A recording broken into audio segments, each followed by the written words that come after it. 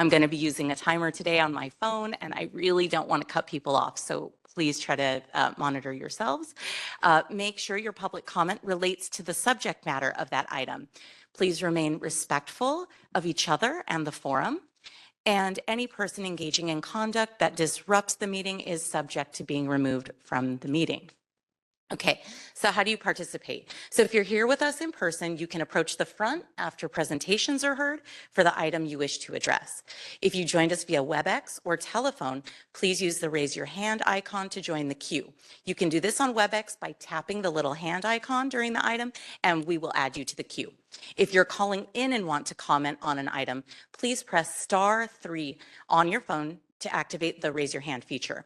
Once we call on you with your phone number, you must press *6 to accept the unmute request and begin with your comment. If you have any technical questions or can't find the hand icon, please send a chat to the host. All commenters will have 2 minutes today, unless, of course, the chair determines otherwise based on the number of commenters signed up for each item. If you wish to make your comment in writing, please send us an email to info@poc.lacounty.gov. Please don't send your comment to the chat because only the host will see it, and it won't be logged as public comment, and only it doesn't comply with our Brown Act responsibilities. So our meeting is being broadcast live today to our YouTube channel, but there is no engagement there with users. So we encourage you to subscribe to our YouTube channel to watch live meetings, recaps, and other recordings. You can also follow our social media accounts on Facebook, Instagram, Threads, and our newest social media account on Blue Sky at LA County POC for more information about our meetings, and we encourage you to also invite others to attend. Okay, so buenos días y bienvenidos todos. Se ha iniciado la conferencia por WebEx y en persona. Si le gustaría hacer un comentario público, por favor haga clic en la imagen de la mano y abriremos su micrófono. Si está escuchando la conferencia por teléfono y quiere hacer una pregunta, por favor presione *3 y le avisaremos cuando sea su turno. Si está viendo la conferencia por YouTube, no va a leer el comentario al grupo. Si usted prefiere hacer sus comentarios en español, les daremos 4 minutos y podemos proveer traducción al inglés, o usted puede proveer su propia traducción. Al iniciar su comentario, nomás avísenos que prefiere hacer su comentario en español. Gracias. All right, I'll now call the roll call. Commissioners, please respond when I call your name. Commissioner Dolores Canales? Here. Commissioner Brooke Harris? Here. Commissioner Ashay Jackson? I'm here. Commissioner Kakani, welcome. Here. Okay. Commissioner Don Meredith is excused today with an urgent family matter, but I'm really grateful that he has provided some updates that I'll be reading later on in the meeting. Commissioner Sam Prater is also absent today. Commissioner Tyreek Ship? Here. Commissioner Diane Terry? Here. And Chair Eduardo Mundo? Here. Okay, Chair Mundo, we have quorum, and I will turn it over to you. Thank you, Sarah. Let's proceed with item 2, the approval of the December 12th meeting minutes. Dr. Gongora, do we have any written public comments or live public comments for number 2?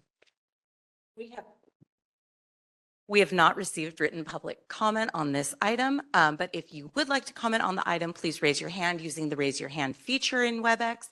Call-in users, please dial *3 to raise your hand to get in the queue. If you're here in person, please approach the front and staff will assist you. Thank you. Can I have a motion to approve the December 12th meeting minutes?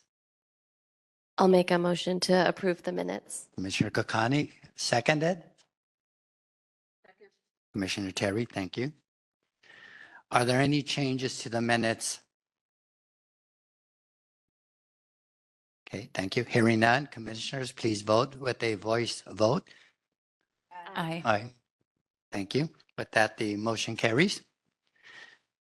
We will move to agenda item 3. For agenda item 3, we will be discussing and taking action on elections for the positions of Chair, Vice Chair, and Secretary of the Los Angeles County Probation Oversight Commission. The nominations have been posted to the agenda, and all 3 positions are uncontested. I have been nominated as Chair, Commissioner Diane Terry as Vice Chair, and Commissioner Dolores Canales as Secretary. Dr. Gongora, Dr. Gongora will be facilitating the elections and public comment. Okay, thank you, Chair Mundo. Before I ask for a motion on the proposed officers, all of whom are, again, running unopposed, are there any other nominations from commissioners? Okay, hearing none, I'm going to ask commissioners to vote separately on the candidates. Before that, however, let's take public comment. Do we have any written public comment? No.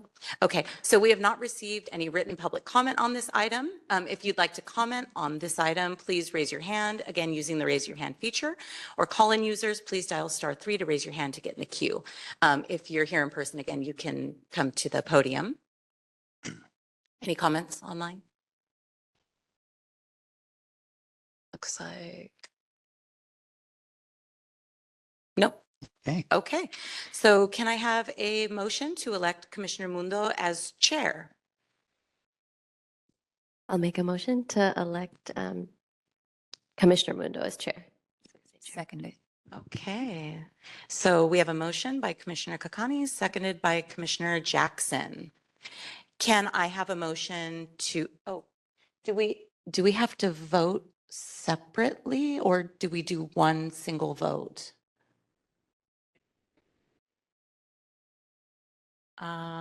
Okay, so one by one. Let's give it a try doing it all in one, and then we'll see if we have to go back and do it separately. Okay, so then can I have a motion to elect Commissioner Terry as vice chair? I make the motion. Okay, I second it.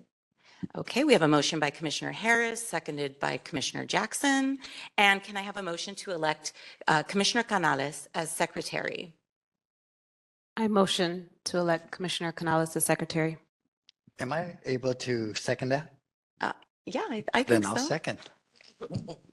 Okay, so we have a motion by Commissioner Terry, seconded by Commissioner Mundo. Okay, I will now call the roll, commissioners. Please vote yes, no, or abstain. Commissioner Canales as, how do I call it? Shantae? Secretary.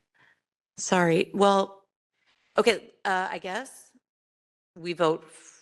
Commissioner Canales, do you say yes to, can I say to all three? Do you vote aye to all three? How does that go? During the roll call vote Mhm. on all three appointments? Okay, so Commissioner Canales? Yes. Commissioner Harris? Yes to all three. Okay, Commissioner Jackson? Yes to all. Okay, Commissioner Meredith is not with us. Commissioner Kakani? Yes to all. Yes to all. Commissioner Prater is out. Commissioner Ship? Yes to all three. Okay, Commissioner Terry? Yes to all three. Okay, and Commissioner Mundo? Yes to all three. Okay, so congratulations then to our leadership team. The motion passes, and we are looking forward to another successful and progressive year together. Thank you. Thank you for the support and for the yes vote. Commissioner Terry and Commissioner Canales, would you like to say anything?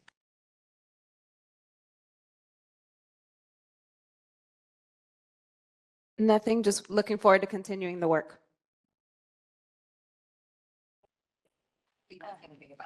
Yeah, no, thank you very much, and also looking forward. Great. With that, we'll move to agenda item 4, which is to discuss and take possible action on an update on progress the Los Angeles County Probation Department has made towards reaching compliance with Title 15, according to the California Board of State and Community Corrections at Los Padrinos Juvenile Hall.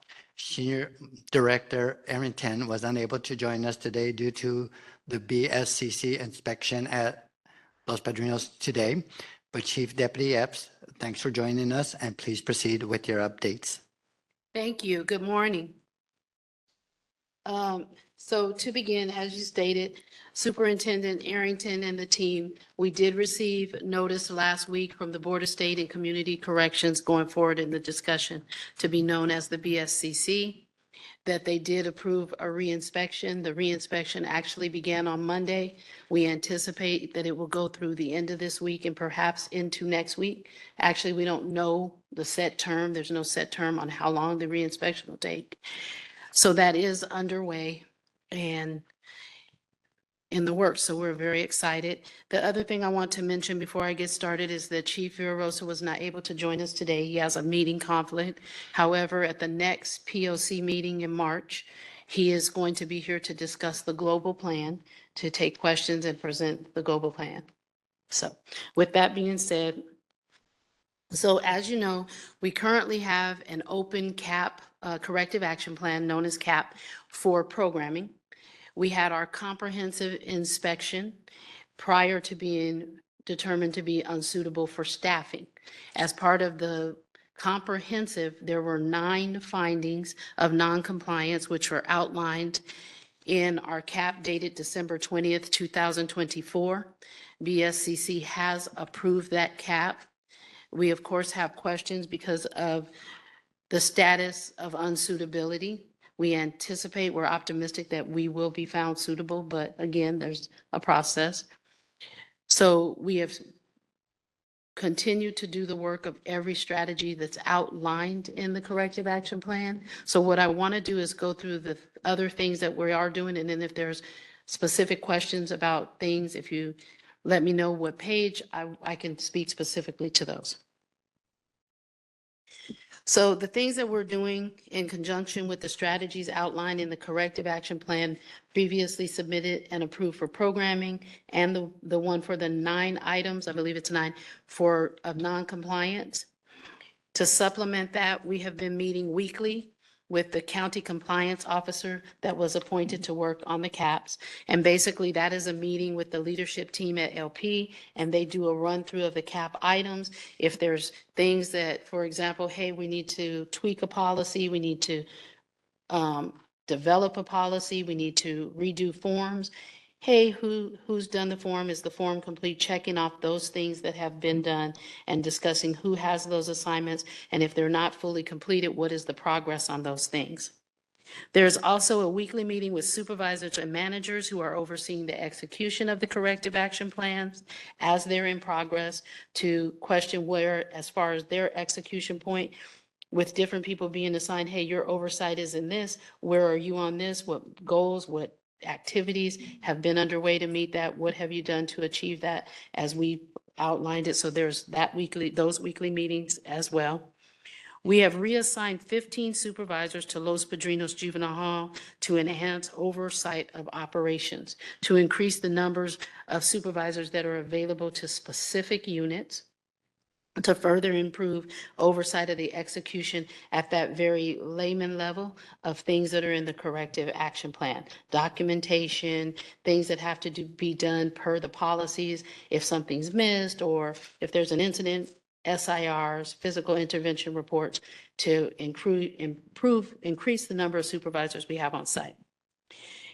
We're also, Los Padrinos leadership is being very intentional on monitoring scheduling to ensure proper ratios, to make sure that all of what we call of our one-to-one assignments, that is, if someone is placed on a one-to-one observation by mental health services or for specialized supervision reasons by staff, to ensure that those one-to-ones, direct observations, are covered and assigned.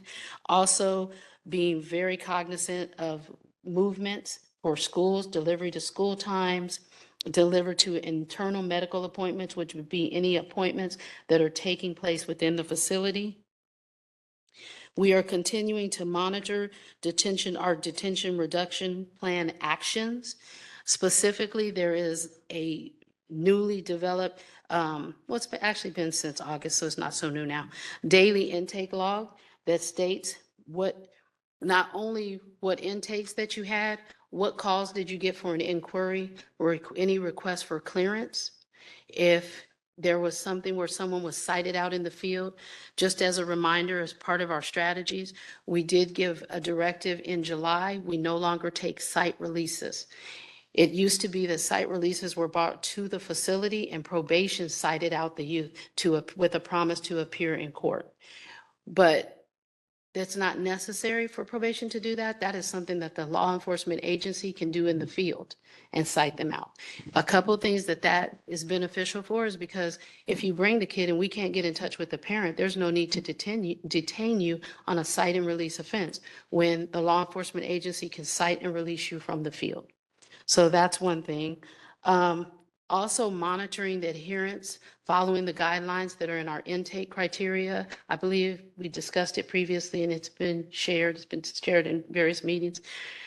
And it specifically outlines what is an intake approved offense. Where do we not take people into custody? For example, the law is very clear that if there's an out-of-state runaway, for protection purposes, we do take you into custody out of state or out of county, right?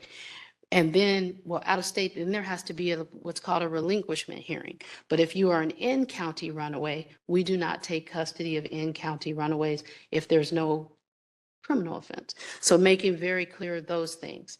Also looking at areas of gray, because despite all of the things that are outlined for intake criterias, there's 3 overreaching things that are always the foundation. Is the kid a risk to themselves? Are they a risk to others? Are they a risk to the property of others?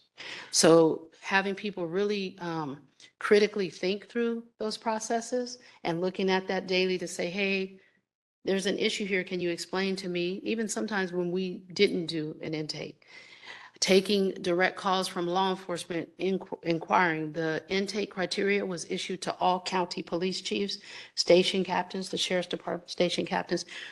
So we are getting questions because some of the things are different, clarifying and following up. Okay, this should have probably been an intake. We've only had, I'm happy to report, since July, we've only received 3 of those. And those have really been in recent months. I think that's pretty good. So we've agreed to come out.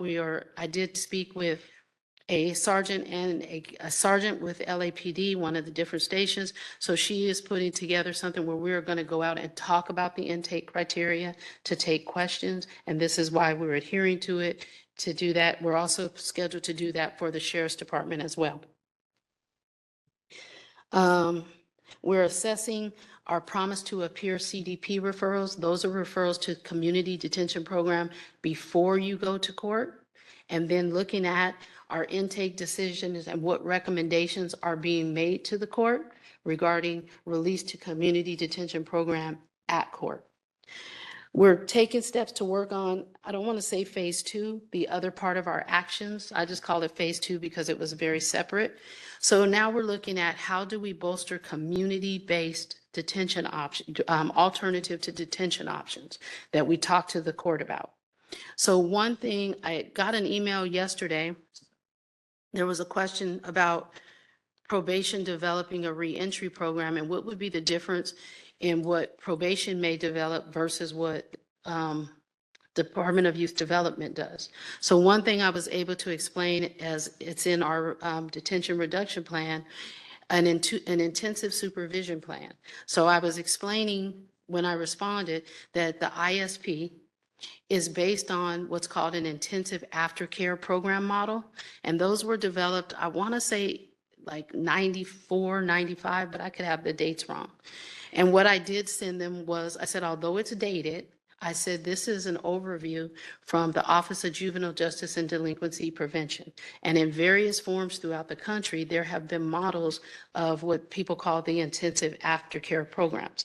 Those are programs for higher risk youth, and some of that may be that you're significantly gang associated, maybe significantly gang involved. You have charges for weapons carrying incidents, perhaps loaded firearms, maybe a subsequent new arrest for those types of things. Or I don't really like the term habitual offender, so let's say repeat offenders. You're constantly coming back before the court, whether that is for a violation or new offenses that don't warrant you being removed from the home or don't warrant a higher level recommendation for you to go to, say, SYTF, but you get community-based supervision. So as part of that plan, we put together, located a modular space at Los Padrinos Juvenile Hall. We relocated our property room. And our initial plan is to install a recreation center program area. But the longer, broader goal that we're going to do is work with a consultant to develop a site-based Boys and Girls Club. One thing that the Boys and Girls Club did several years ago is develop a targeted reentry model. Their way of adapting the intensive aftercare program model was. I'm sorry, targeted. is that in San Bernardino or here in LA That's- County? No, that's LA County. So we're going to be establishing it. No, I mean, They- the Boys Club, they've already have one in LA County? No, they have many, but not site-based on-site at juvenile hall. But San Bernardino County has never had a Boys and Girls Club on-site, but two probation departments do. One is Butte County, and I want to be correct in saying Ventura, or it may be San Luis Obispo, but I'll verify. So it starts with like a wraparound type program. There's a counselor, there's the probation staff, and you begin to do services with the youth and their family. You do pre-release planning and you develop that. That's the difference, because the thing is that the youth that will be under our ISP program, when we integrate it in that way, will start without it. And I'll talk a little bit from the reduction plan. These are kids that have terms and conditions of probation for higher level offenses for which they've been given community-based supervision. So basically, it's a mandate that you have probation, intervention, or supervision towards your rehabilitative efforts. That's the difference in having that program available through DYD or available through probation. But one thing we've talked with our partners at DYD about is making efforts to staff what will ultimately be our Boys and Girls Club with credible messengers. So as we work through that. So those are some things that are continuing. We strongly believe that if we are able to have a sustainable plan to keep our population at certain numbers, that it also improves opportunities to do better programming. It improves opportunities for us to use our staff in a more flexible way to deliver services within the facility. So we're looking at that. We've been maintaining population. This morning I checked, the population is 233. We haven't really seen 250 in a while. One thing that's never predictable is you can't control arrest. We know that, right? But one thing, if you have very simple systematic strategies, I'd love to say, hey, I was the architect of all this and it works because we created this new thing. It's not. What we did is we looked at the same intake criteria that are in place throughout California with probation departments and adapted it here. There had never been an intake criteria in place. People simply said we take all 707B offenses, and then it was very discretionary. We have narrowed that discretion.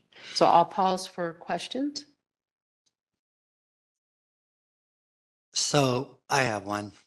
Yes. We had a drop, population drop for Los Padrinos in December.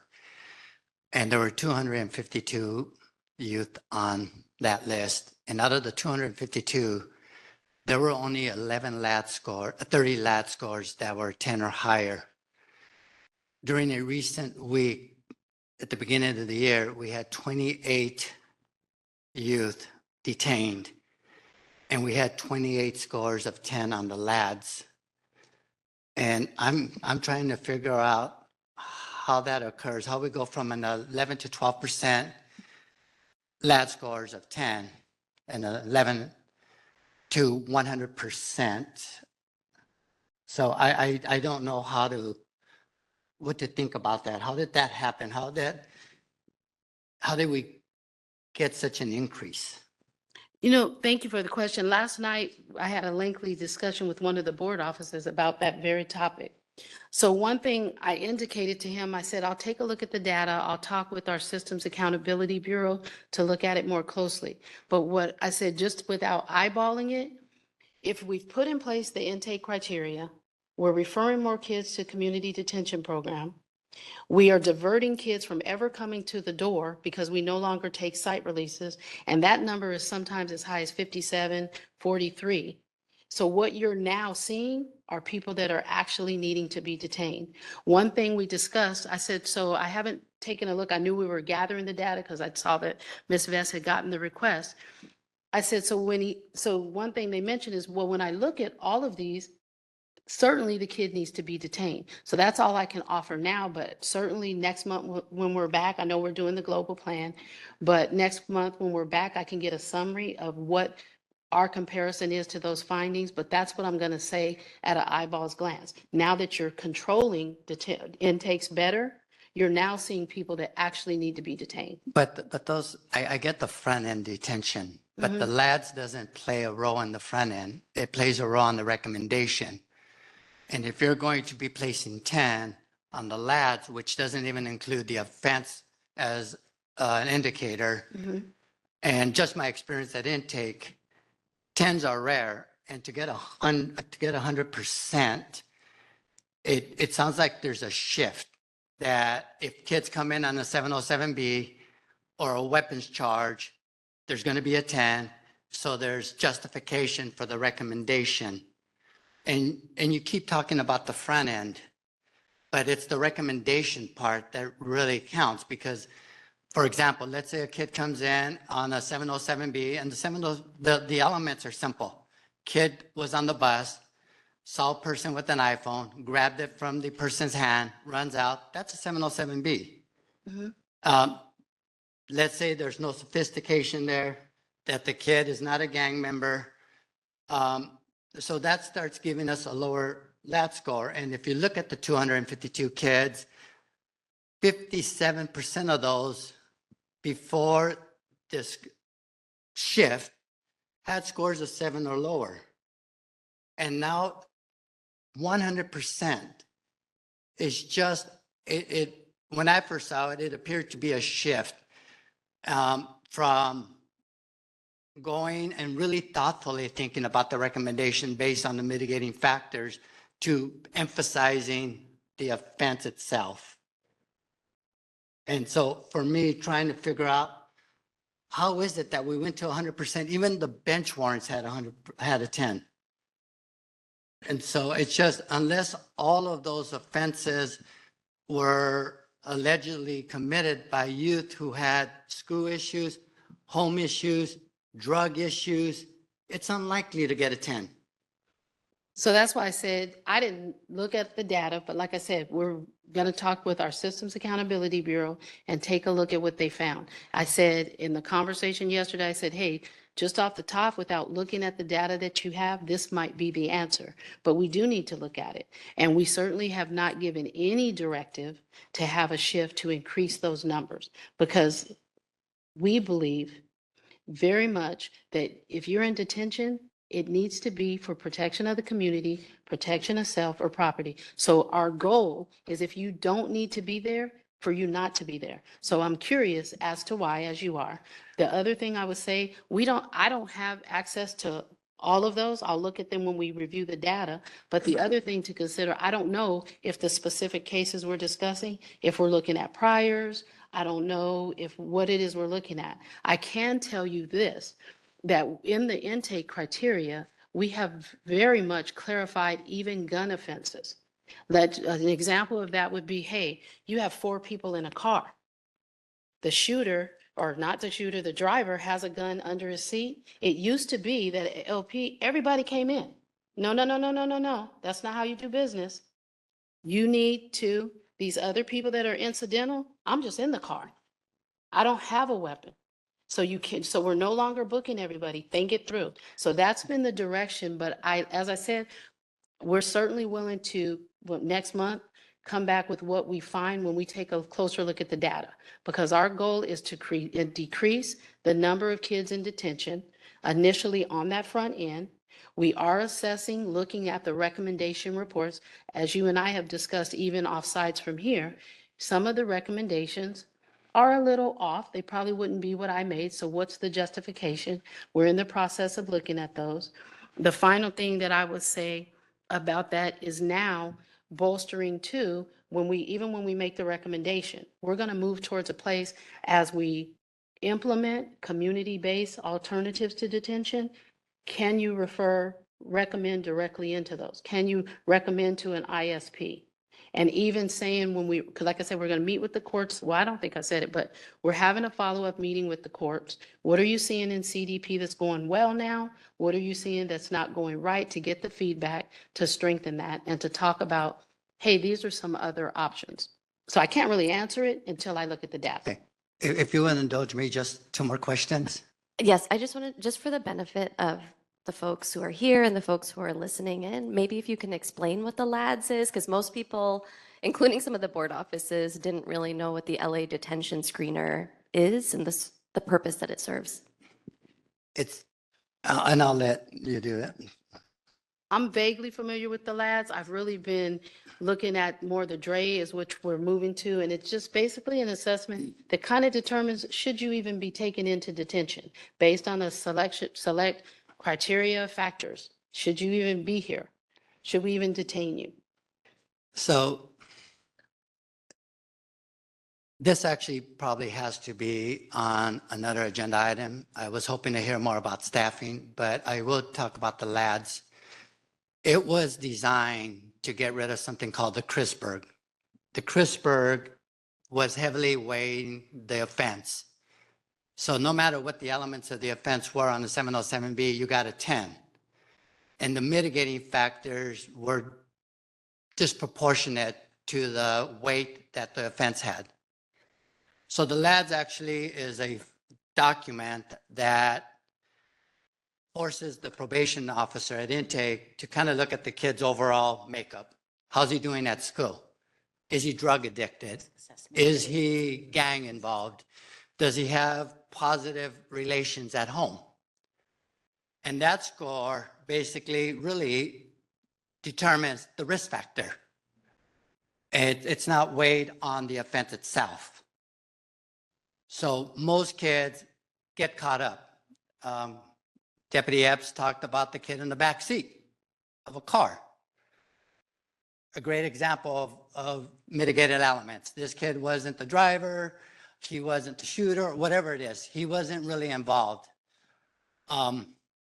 So the LADS helps probation make a decision. The DRE is the CRISPR on steroids. If you want to detain kids, use the DRE because it again emphasizes the offense in disproportionate and in a disproportionate way does not mitigate that. Those are the differences. So that's the LADS. And it's if you Google it, you can actually see the LADS. What you can't see is the scoring part of it, but it is something that you can go and take a look at. The questions I have then are two. You mentioned booking, and I'm not sure what that means because I know that there are other counties that book, but LA County, the booking is done at the agency. So what does booking look like for our county? When you come into juvenile hall, there's a whole set of things that you do. You, of course, interview the kid. You do housing classification, you send them to the unit for housing classification criteria. You receive the paperwork, you interview the kid, you do the detention report. And I know that this wasn't the topic. I know there's more things that I want to talk about with staffing that we talked about in court. So I would ask, I mean, I can answer the questions to the extent you want me to, but I would ask if this is something we can put on the agenda next month. So one, we can look at this issue that's being raised That's about fine. those scores.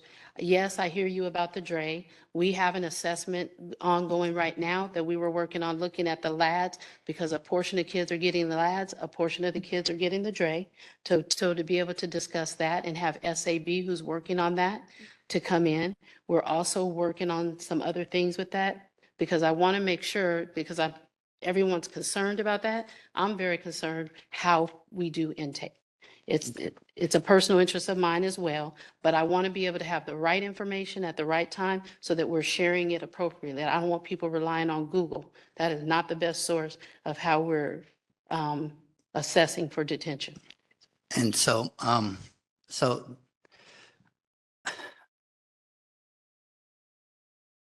the recommendation, well, a few meetings ago, you indicated that we would have a greater use of house arrest. Shortly after that, the majority of the CDP officers were pulled, and all of a sudden, there are very few CDP recommendations. The ones that puzzle me when we do have them is if we have the youth on Saturday detained, and we believe that the threat isn't there, why do we hold that kid until Wednesday to put him on CDP when we can do it on Saturday? So this is what I'm going to say. My understanding, we're doing the direct releases, and if that's different, I'll look into that. I don't know where the information's coming from that we pulled a majority of CDP officers. That's not correct. There are 25 items assigned to the community detention program. At the time that I was here, I'd have to look at the exact month. There were 13 of those items filled. The other 12 were vacant either due to long-term leave. They were either vacant due to just straight vacancies because people had retired or people had taken other jobs for whatever reason. So there was a gentleman that made a remark at the last POC meeting that I attended, and I wanted one of them, it might not have been the last, he came up and what he said was, that's not true because all of the CDP officers are deployed.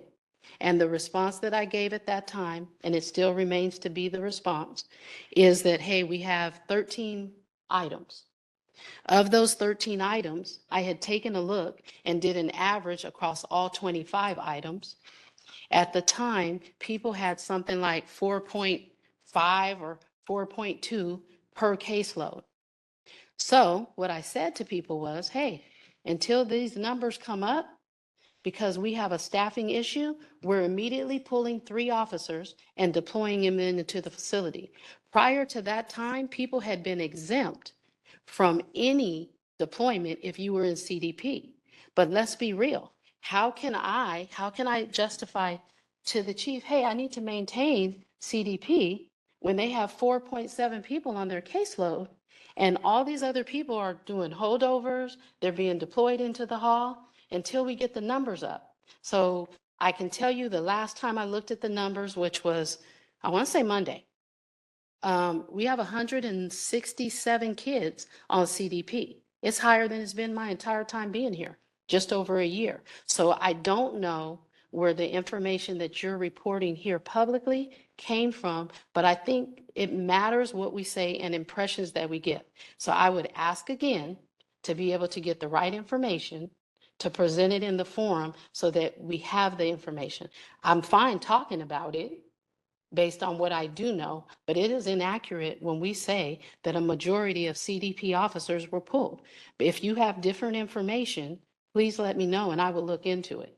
How many CDP officers are there now? There are 25 No, CDP that actually, items, and right now there are, we just filled some of the positions, so I don't have the number offhand, but we had 13, I want to say 13, but we just filled it because we sent out a new recruitment to fill those in anticipation of so the there are next. 13 active right now, not deployed, active that are actually in the office doing CDP. That is my understanding. Okay. Commissioners? Yes. I think we all have questions. Should Canales? I start? Okay. Okay, sorry. So what is the ideal caseload for a CDP? And CDP's community detention program, for folks who don't know, it's basically ankle monitors. Yeah. So per the Welfare and Institution Code, it's one of the few places that's identified in the code that says you can have these cases monitored by a probation officer or a probation assistant or probation volunteer under the supervision of an officer. Okay, There's 2 things. In the code, it says that at some point, if you're a volunteer or a probation aide, you have to cap the population at 10 okay, or for the caseload. If it's a probation officer, it has to be capped at 15. got it. Okay, so you're, I mean, with 167 and 13 around CDP officers, that, I don't know, feels like it's around 12-ish per person. You know, math wasn't my strong Okay. suit, it was criminal justice, but no, I'm just joking. But yes, give or take, but that's why we issued another recruitment because we saw the numbers going up to Okay. fill vacancies. Got it. I guess, you were talking about the LADs and like different metrics and how, Chair Mundo was talking about how, 100% of the young people were suddenly scoring a 10 using that detention screener, which I think feels shocking to many of us, given that for years now, the percentage is much smaller across the board. So I just, and I think your response to that was like, now we're citing and releasing more folks, we are increasing CDP. So I think it would be helpful if we could have those other metrics, if you have them, for when we come back here next month, not in this moment, Thank you, Commissioner. but just, so for that week in January, how many kids were diverted? How many kids were issued ankle monitors? How many kids were cited and released? So that there can be some comparison. And I know that we've asked for this data and like it was really exciting and surprising when we finally got it. So I think what would also be helpful is when we come back in, in March, if we can also have updated numbers. So for like, what are the LADS scores that young folks are receiving who are detained, basically from when it was last provided to present, if that's, We just received that this week, so. okay, so we have all of, And again, the spectrum really is wide between the 7s and the 10s, so. right, so I guess just a breakdown of all of that from January to present, Okay. if that would be helpful. That would be helpful, not if that would be helpful. Okay, sorry. Now I just have some questions about the corrective action plan that you shared. And thank you for providing this documentation because I think we've oftentimes asked to actually see the cap, so it's super helpful to see it. There's a room confinement guide that I think you said you all were creating. The due date for that was January 10th. Has that been completed and has that been issued? There was a question on a change for the policy. The draft is completed, but they're still working that through and making the adjustments for the policy. And in addition to that, part of that is getting people trained and then having that issued. Okay, so I imagine it'll be issued first and then folks will be trained, right? I think it's being done in reverse because in real time, they're making some changes to that. We had gotten some technical assistance and BSCC is going to be coming out training on some different things. And one of the points I believe that they are going to be covering as well is some information on room confinement. Okay, it just says here, the RC guide being the room confinement guide to be issued by January 10th, 2025. So it has not been issued. It's corrected and people are, of course, are using the guidance, but again. It's just a yes in- or no question. No. Okay, and do you have a date by which it will be issued? Like I said, it's done. They're training in reverse and training people to use it so that it's issued. But why would we be training people on something that is still in draft form for which it sounds like policies are being updated and maybe changed? Or am I not hearing that correctly? No, you're hearing it correctly, but I think it's not as black and white, right? Because you're like, okay, hey, issue this draft and then train everybody in it. But there's questions around that. So let me give an example. You come into a unit, you have your shift exchange. Your kids are in the room, say 8 minutes as you're doing your shift exchange. But the policy says you have up to an hour to do your shift exchange. Well, people, that doesn't mean take your whole hour. Mhm. What it means is take the time that's necessary for you to do your shift exchange. If you come into a unit where there have been some safety or security issues, you may actually need the whole hour. And what does the documentation look like? So in real time, I can put that out for you to have it. Hey, everybody, here's the draft. Everybody needs to read this and sign off that you read it. But if you collectively train people, take their questions, hey, what are the collective questions that are coming up? Then you circle back and take a look at the draft. Hey, you know what? This question came up and it seems nitpicky, but this is something we need to clarify. And I will offer that part of the longstanding issue that has been here in Los Angeles County is writing things and just putting them out and trusting that people are reading them instead of sitting them down collectively, whether that's in a training staff meeting whether that's in a training moment that you're doing specifically in a unit staff meeting, a manager's meeting, and a supervisor's meeting, to make sure that there's a comprehensive understanding of it, has been a problem. And we find ourselves back at looking at room confinement, looking at other policies that were issued, and trusting that everybody read them when you gave them the draft. And that hasn't been the case. We're trying to be more strategic and thorough in how people get information, adhere to it, and have a proper understanding before things are simply launched out.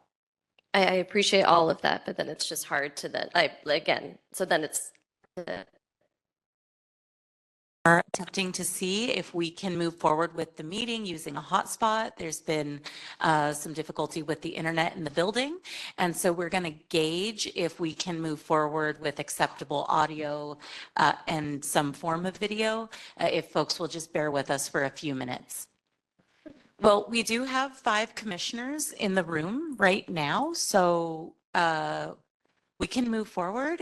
Commissioner Canales, if you want to continue your question, maybe you could start your question over, and then so we make sure that everybody joining us virtually can hear. That will look better. Yeah. Did they hear that? Okay. Ismail, will the rejoining to the regular internet be seamless if the building internet comes back up? Okay, then we won't have to pause for that. Okay, so everybody joining us, just forgive us for the grainy video, and we're gonna just keep going. If there are problems with the audio, we'd surely appreciate if anyone would shoot us a text in the chat and just let us know, and we will pause again until we can get it right and make sure everyone is hearing us. Okay. Okay, thank you. And back to my comment, I had asked of the field officers that had been deployed into Los Padrinos so that we could put all this report together and the board presentation and everything. I think that there was, the number I was provided was 214 cases and only 4 left on the field. Can you verify if that's correct? I don't know what specific office you're talking about, but I will say that, and I've said here before, offices have been thin, but also we have directors, we have supervisors, and at the end of the day, even me as a chief deputy, at the end of the day, I'm a probation officer. So we all know how to do petitions, we all know how to do reports. So there are layers of people available in the offices. Thank you. Thank you for pointing that out, because then that segues into my next question. When I asked how many times have you and the chief went to Los Padrinos with everything that's happening, especially because you write in your report about the layers of communication and the trainings and everything to make sure this happens. How many times have you and the chief went to Los Padrinos? So I myself have not been at Los Padrinos in the past 3 weeks. Last week I was in a conference all week long. And then of course this week it's been busy. The week before that I was prepping because I appeared before the court on Friday. So prior to that 3 weeks, I've been at Los Padrinos at various times. Sometimes it's to go to units, sometimes it's to go to movement control, sometimes it's to go directly to admin to have conversations, sometimes it's to meet with the proactive supervision team. I have been, as has the chief and the entire executive team, we have been assigned times for the whole week or holiday weekends that we all have a shift, including the chief. That's whether that's early morning 10 to 6, whether that's 6 to 2 or 2 to 10. And when I usually go, I don't, there's very rarely where I just pop in and pop out. I have been there Sundays to meet with the chaplains, to see how church is going. I've been there Saturdays. I've been there all 3 shifts. Sometimes I've been there at 3 a.m. Just got up, hey, I'm going to the facility. So it's random and often. So it depends on what I do or what any of the executive staff does when they go into the facility. But there have been times, especially in the last 3 months, but even before that, that people in the executive staff ranks have been in the facility anywhere from 8 to 12 hours. We had recently the fires. Chief was there early morning. So it's not just LP, but other places. I haven't really been to the camps because, as they say, the squeaky wheel gets the grease, and the squeaky wheel's been Barry J and LP. So in answer to your question, frequently frequently and all shifts. Okay, thank you. Right, because the last few times that I've been there, I decided to go and talk to all the staff, just individually, just, like, hey, how many times have you seen the chief around, or, Chief Deputy Epps? And I couldn't find anybody that had interacted with you at that time, but of course, this was just random. It was nothing. I couldn't find any documentation of where you signed in or the chief has signed in, but you probably don't even have to do that, so I don't know. I know that one of the directors one day that was there, Marshall, I believe you appointed her. She never came out. And then when I went looking back for her, she left early, but none of the staff even knew who was the director there that day. And I kind of felt that there was a lack in communication. And I was also asking some of the supervisors, because it was the holidays and I was feeling very festive. I mean, we took Santa Claus in, and I'm very thankful for the way Los Padrinos staff, I mean, they went all out to make sure that, the kids had the Christmas, festivities and everything like that. And they were very welcoming, even making sure all the kids got seen. But so I did ask, and I understand it's not part of the job description, but I asked, oh, so, what did the chief do for the staff? Or, was there at least like, it's been a rough year, but we're looking forward to the year ahead type thing. And I was surprised to hear that he didn't even send out like a holiday email, and it just seems like with this whole report, it just seems like with everything, the plans ahead, which we're, thankful to finally get something in writing, because we have been asking. So I want to point that out, that we have come this far, and this is like a milestone, right? But I'm just still seeing that we have this, but it seems to be with the same tactics. I talked to many staff that I was walking up asking them where they worked, and they had no idea, because they had just gotten an email the day before saying, hey, I was at Kilpatrick the past decade. I got an email last night to show up here 5 days a week. They can't ask any questions, because I guess they're allowed to do this on a 60 or 90-day type installation. And most of the staff that I met were immediate deployments. So I thought, okay, so we're still using the same old tools to get to this. And I think part of the problem was the breakdown. Part of the problem in the past has been the communication, the breakdown, the deployments, things like this. And so I'm just wondering if you're starting to also strategize a different method of communication. Yes, I know that periodically the chief has done the Guillermogram that's sent out to staff. There are several videos that I've done messaging to people and talking to people directly. I've met with all of the directors at Los Padrinos when we rolled out proactive supervision other times. I think, so as you said, some people are deployed, so everybody's not going to see you all the time. People will see you in pockets. That's unfortunate, because as a leader, you do want to be available to your staff to take questions. You want to ease any concerns that people have. So I think, that's challenging. If the chief is there, say across a holiday weekend, and he says, hey, I'll take your shift, just do the 4 hours, I'll come early. All the people don't get to see that. But there's a lot going on. So you have the minimal, right? 40 hours in a day. So I think other things that people aren't aware of, I think it was maybe 2 months ago, but don't quote me. There was like these taco trucks across the shifts. They've had these things before, where staff have been, like staff appreciation, like here's this food. That's paid for out of the chief's pocket. He won't even take money from myself or Chief Deputy Williams or anybody on the executive staff to help him pay for it. He pays for that out of his own pocket.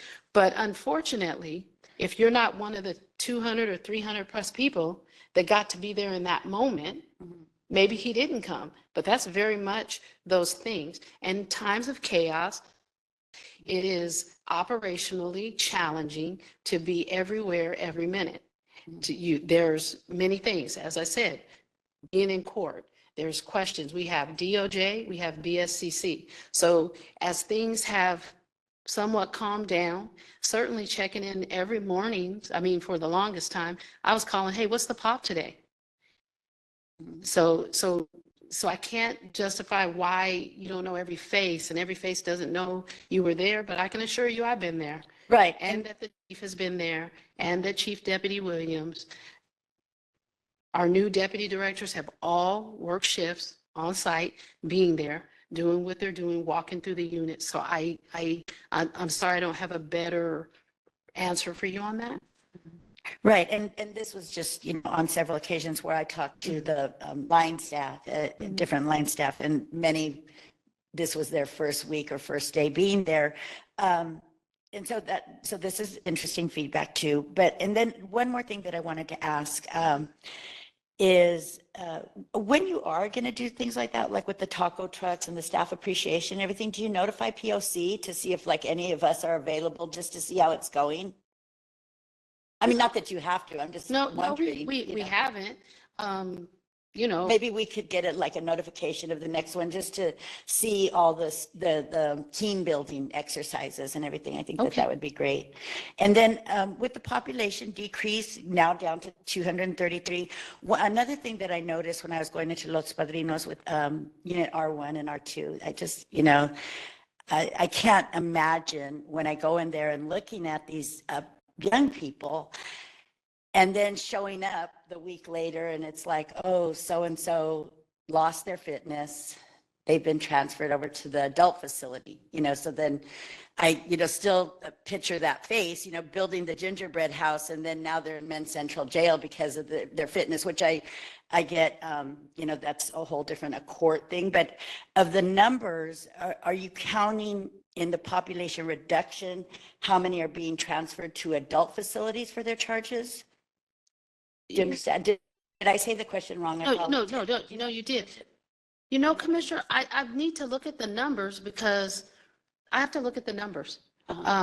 Because usually the times, and I haven't been to R1 in a while, or well, no, that's not true. When I've walked through, I kind of sort of see the same face because they're long-term, but I would have to look like, hey, we do have a place where it's tracked, like this person was transferred, but I'm curious to see how many because I hadn't been aware that Yeah, we had no. any recent transfers. Definitely recent. I was there. Okay, So- no, I'm just saying I hadn't been aware of it. Doesn't mean it's not happening, but I'll look into it and I'll get the numbers. Okay, thank you so much, because it's not really a population decrease, it's a population shift. I would But I can tell want to you, word it correctly. for the population reduction, those are not counted in the numbers because what I look at is what we diverted through the intake criteria, referred to CDP, nobody touching the door because you are cite and release and not coming to the facility. SYTF numbers, Okay. we do count them, right? Because you're not in the facility. But SYTF's a little different because if you get your commitment, you're transferred immediately to SYTF. You don't even come back to the facility. Your property just trails you to the facility. But thank you for that. So I will find out. I'm just curious. All right, thank you so much. You're welcome. Yeah, I got a few questions. I got a few things, so just bear with me, and I'll try to make it quick. So, firstly, you talked about that transfer population, right? It was at first it was at I want to say above 250 somewhere last year, right? And SYTF specifically Barry J was around 54 last year. Now Barry J is almost at 100. Right. So can you talk about that a little bit, especially now that we also talking about people being sent to Men's Central Jail? How does the detention reduction plan come into play around this population? Because that we're looking around 50 youth being transferred to a SYTF facility and some also being transferred to Men's Central Jail. And so what are you doing to keep this detention reduction plan in place? Like, where is that? Like, because if we're talking about majority of the youth actually just being moved to other facilities, like she said, it's a population shift, not really a reduction. So we're trying to figure out where is that actual reduction happening.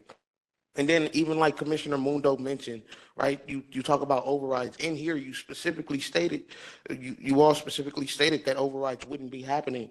And so seeing them jump from, what did you say, like 6% to like 100% is like a crazy shift. So can you talk a little bit more about that population shift, that reduction plan? Because I feel like we're missing a piece of it.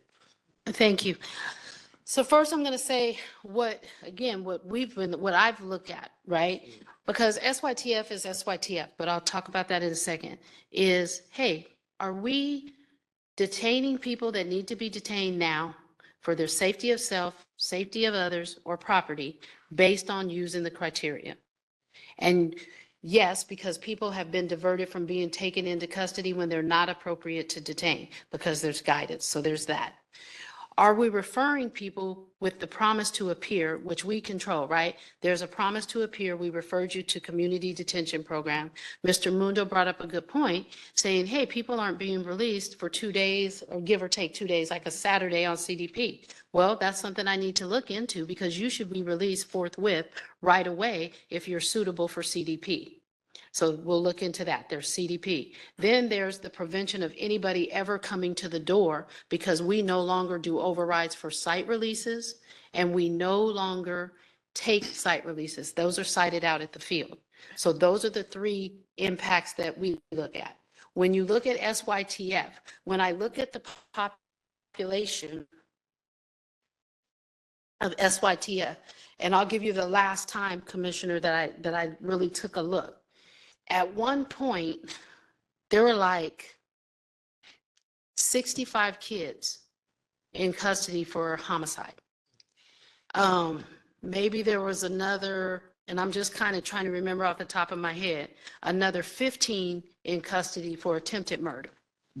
And then whatever other various high level, what they call part 1 felonies, very serious 707Bs, they call them, but very serious. You're accused, there's nothing sustained, they're allegations.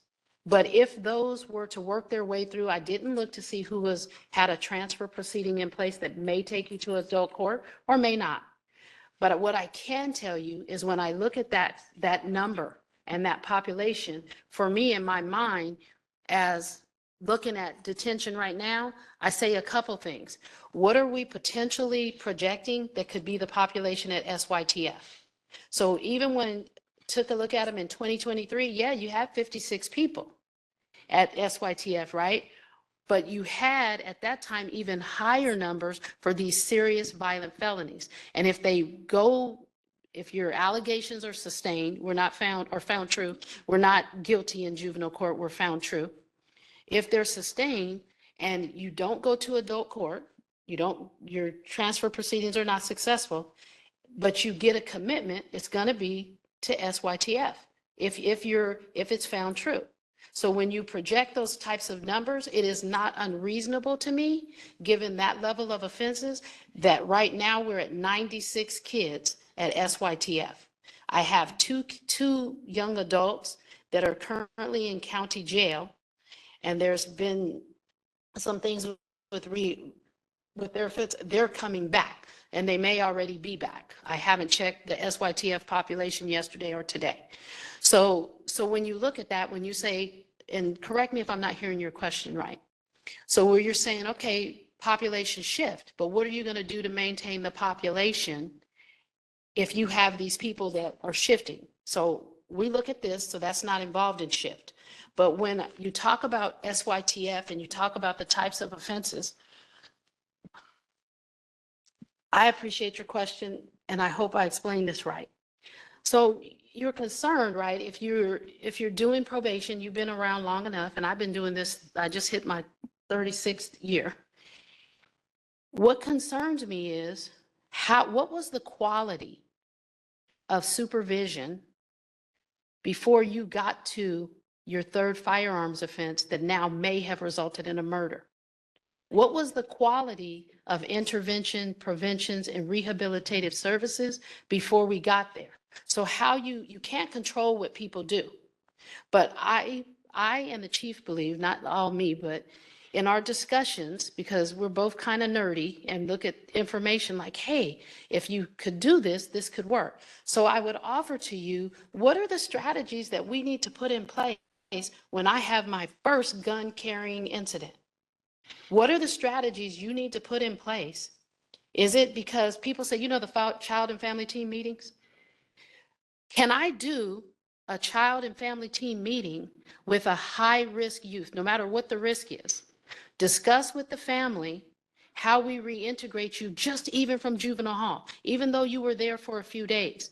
Do we put in place reintegration specialists to support that? And then when you're in the community, how do I supervise you? I did in my career supervise the Gang Intelligence and Special Operations Unit. But what people will probably be surprised to find from me, for me, there are inherent things in the behaviors and attitudes that people have towards gang membership that I think present barriers to how you can successfully case manage those cases. So how you begin to look at preventing somebody from going further into the system, you now look at the quality of supervision, and you look at putting strategies in place like intensive supervision programs based on the intensive aftercare model that I discussed previously, and you flip the script on how you're doing case management. Because I believe that if we catch our young people early, no matter how violent people say they are, no matter how people's perception of them I'm is, sorry, that Ms. it Ev, works. but we're really straying from the question. So that's my answer. See, my question was more geared around what it is like, I don't know, maybe we just need to get some data on the detention reduction plan, right? Because I want to see that actually in action. Like I want those numbers because I see numbers shifting, but I don't really know about anything else. Like you said, it's 160 kids. Like, Oh, it's we have one and it'll be discussed as part of the global plan, which will also be Okay. presented here to look at where the actions that we have put in place for the detention reduction plan. We do have that information. So yes, the site releases, the numbers of people referred to CDP, the number of referrals that went to court for CDP. So we have that. Okay, well then let me touch on another topic. You said you wanted to do reentry. You talked about building an on-site like community center with the Boys and Girls Club, right?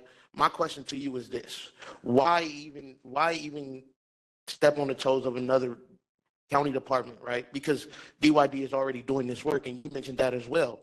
They are doing reentry. They are building 24-hour youth centers with all of this, and then even like bringing you back to these juvenile facilities where they're so traumatized to and trying to make them be in there and hopefully they change from in there. But like, why not work with DYD on these things? Because I feel like that's just kind of reinventing the wheel when really we can just invest in the same place that's actually working. And even like at the start of your detention reduction plan, like diversion is a real thing. And I don't know if you ever seen DYD's diversion report, but 95% of the youth that go through DYD's diversion plan come out and never recidivate. And so my question to you is, why not just work with DYD on these things instead of trying to invest and rebuild another piece of the department? Yeah. We're actually have been meeting with DYD. Mr. Carroll and I were on the phone as recent as yesterday discussing this. That's where we talked about bringing credible messengers into the community center.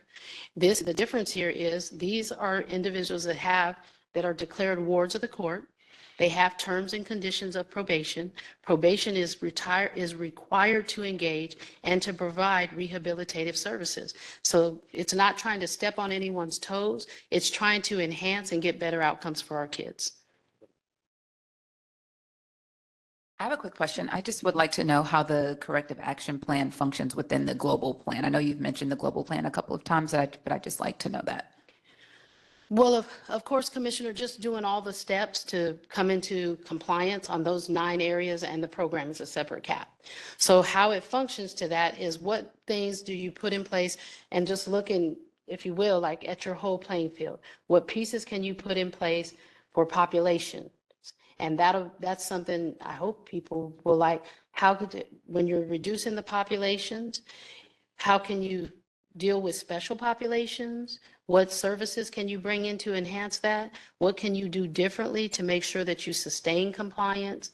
And that's how it fits. So once all the pieces are presented, I think it's a better question for the next month when we're here. But the cap is more short-term and the global plan is more long-term strategy? Yes, your cap is, I don't want to be dismissive of it, but it's incidental, right? Because you get so many days, 60 days for your cap. You get so many days to turn it in, 60 days I think it's 60, to come into, hey, these things are in compliance. Where your global plan is an overall strategy of how you're using your departmental resources and how you're going to broker and deliver your services. And what strategies are being done. So those are the things that the chief will be talking about here next month, those long-term plans. Okay, but that would also be based on the assumption that you guys actually correct the items and compliance does not remain an ongoing issue, right? Yes. Yeah. Okay. And you're confident that you guys. Oh, no, because the global plan is a a cap. Oh, the cap. Cap, yeah. Yes. How confident are you that all the things listed are going to be corrected within the timeline stipulated? I am highly optimistic. 50%, 75, 80? You know, I don't want to give it a percentage. I'm highly optimistic. Staff have been working very hard. Supervisors are working hard. Managers are working hard. There's so many eyes on these things and people are working hard. But I'm always optimistic. And there's been barriers or glitches, even in my optimism. But I believe in our people. No one wants to be here. No one wants this to be the reality of this department. And people work hard all over this department for that not to be the reality. So I'm optimistic that we are going to achieve our goal and optimistic that we'll come into suitability. Okay, my last question, how frequently are you guys going to be reporting the progress of the CAP to the POC and other stakeholders, and in what format can we expect that? The chief is giving progress reports to the board. I want to say the second Tuesday of every month with other stakeholders. We were there last month. And then right after that will be the presentation of the global plan. So monthly, and then, as I said, the chief will be here next month. And then whatever POC asked me to be here to report out, I'm here on his behalf on the months that he's not here. I know his appearances here will be more frequent. Whatever's asked of me, we're constantly willing to report out. Commissioner Harris, followed by Commissioner Terry. Thank you. Good morning. Good morning. So I just, the last time that we were here in December, you read a statement from the chief, and it was discussed at the Board of Supervisors meeting and in the order to show cause hearings that have been held in the Superior Court with Judge Espinosa. But this, this corrective action plan does indicate to all of us that there are issues that you believe that the BSTC found and you're actively working on them to fix, and that the facility has indeed been out of compliance for quite some time and operating out of compliance since December. Is that a fair assessment? I would say that the corrective action plan doesn't indicate it because we had the inspection. These were areas where we were found out of compliance. As they do with every place, you get a time to correct, remediate what you're out of compliance with. So yes, at that point in time in that inspection, we were out of compliance with those things, and we're taking the steps through our corrective action plan to correct those actions. Is the I certainly don't want to belabor this, but we've been back and forth on being in and out of compliance for quite a few years, but pretty acutely in 2024, back and forth. Is the comprehensive plan, is that meant to really address these ongoing underlying issues so that that's the plan instead of these incremental corrective action plans? Is that the hope of the comprehensive plan? Yes. And I'm going to say we have the chief compliance officer from the board. There's things that the chief will be discussing that, yes, because that's the goal. You gotta, if there's an issue, right, you try to make everything whole. In the comprehensive, I won't point it out unless I thought that your question was going there, but. One outstanding question I have, and I think it sounds like we're going to discuss it at the March meeting potentially with the chief. The detention reduction plan, are you working on the detention reduction plan to meet the staffing that you currently have? Or are you trying to is the idea you're just still trying to improve staffing numbers to meet the number of kids, right? Does that make sense? What I'm saying is. Yes. So, no, I mean, right. It's a perfect storm of events, reduce the population now. But if the commissioners remember, this is something that we started in July 2023. We talked at the Justice Roundtable, which is the judges meeting, the least restrictive meeting, our meetings with DYD. Hey, the pop is high. Like, and I kept saying around that time, well, really more like May, right? Hey, the pop is high. So then I slowed down, took a little bit of time. The chief's like, why is the pop so high? I haven't had a chance to look at it. Well, you need to stop and look at it. So we did. And these things that you're seeing in the detention reduction plan were the reasons. Hey, we need to have strategies to address these. So it's the perfect storm now because you want the population lower, but it wasn't because of what's happening with VSCC. It was because the pop was high and there were not effective strategies in place to lower it. So we began discussing in May and April. We actually we gave a directive to stop taking site releases in July 2024. So great for this issue here, but not the reason for it. One thing that would be really helpful, you gave some statistics of what's numbers of youth in detention for specific crimes, but it would be really helpful for us if you could provide the percentage of pre-adjudication youth who are there on 707B offenses or not. Okay, and we do have that. You do have that? Yes, Okay. we can bring it with us next month. Perfect. And then I just want to follow up on something that Commissioner Shipp said, and I'll ask it in a different way. Why is the wraparound programming going to be on site at LP? Well, thank you, because probably I didn't explain it the right way. It starts at LP, and then it transitions to out. Some people call them inside-out programs. And it gives you a chance to do, hey, we can do a pre-release child and family team meeting. We can do a pre-release reentry case plan. We can couple it with referrals, linkages to resources in the community that the probation officers are aware of, that partners are aware of, and we start to build that support before the kid gets out, and then you just continue it outside. So it's not just inside the facility, it will transition out.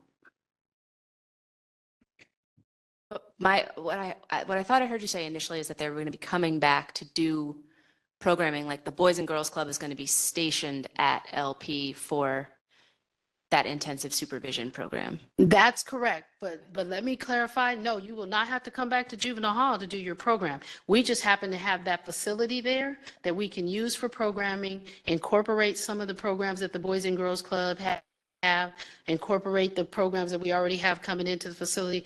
Oh, thank you for that, because no, you won't come back. Once you're gone, and then your services continue out of custody. Just a quick question about the subject matter expert teams who are providing like on-the-ground training and mentorship and guidance. Have those been established, and what exactly, can you give us an example of what that looks like practically? So we have I'll call him a primary consultant, Michael Miner, who is a former director of the entire DJJ set of facilities. So under his guidance, there are consultants who have been working on site. For example, it started at Barry J. They are working with supervisors to help give them some guidance. Hey, these are some things that you need to look at.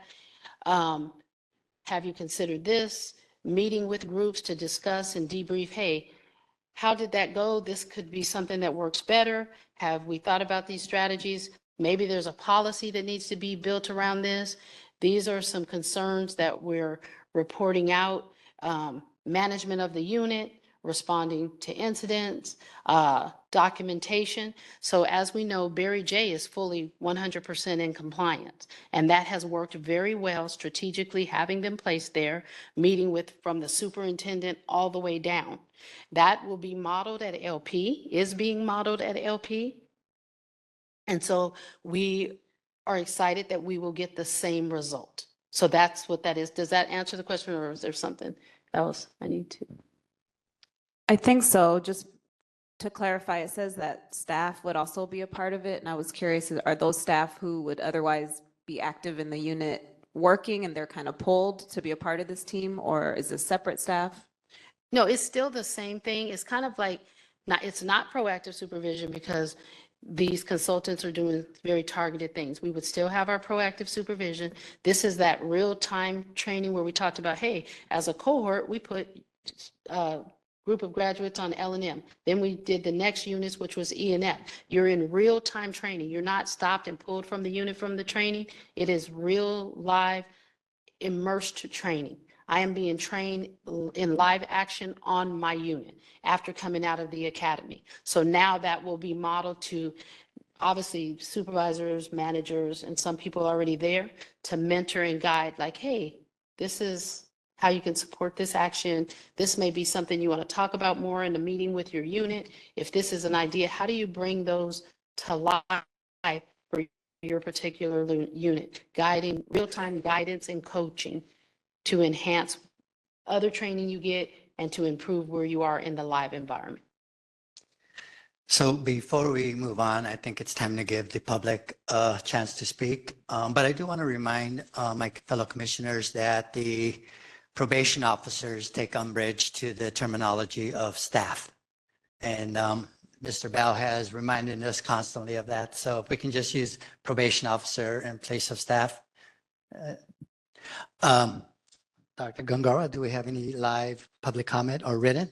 Well, we do have written public comment on the item that's been attached to the agenda. So anyone wanting to read that, please open that up. For our WebEx users, if you want to comment on the item, please raise your hand now using the raise hand feature. Any call-in users, please dial *3 to raise your hand to get in the queue. And for those of you joining us here in person, please start approaching the podium and we'll take comment. Do we have any call-in or virtual? No? Nobody here in person? Okay. Yeah, give yourself. Thank you. Okay, so I'm going to use the timer on my phone for 2 minutes, and when you hear the beep, if you could just wrap up your comment. Okay, I'm going to, sorry about this. I should have set an alarm for 2 minutes. Give me just 1 second. Timer, 2 minutes. Okay, please start your comment. Hi, everyone. My name is Vivian Wong, and I'm an education attorney with the Youth Justice Education Clinic at Loyola Law School. And I appreciate you informing us about the LA detention screener and the criteria that is being used to determine whether a young person is at risk enough to be detained. I heard you say that education access is a factor, so that if they're struggling in school or not going, that would lean towards detention. This is so wrong. You should know that if a young person is detained, their education will necessarily be disrupted. They will have to disenroll from their school in the community and enroll in a juvenile court school where they may not consistently receive special education services, where they have no access to A through G courses, where education is an afterthought. When they are released, I've represented several young people who have had difficulty re-enrolling in their schools due to the stigma of being detained. I have also known young people who were not gang affiliated prior to being detained, and it's only because of the conditions inside and how probation treats them that they had to claim a gang for their own protection. We should not accept that the LADS is the appropriate mechanism to determine whether a young person should be detained. If you want to help young people access their education, let's invest in our public schools and community-based programming. Thank you.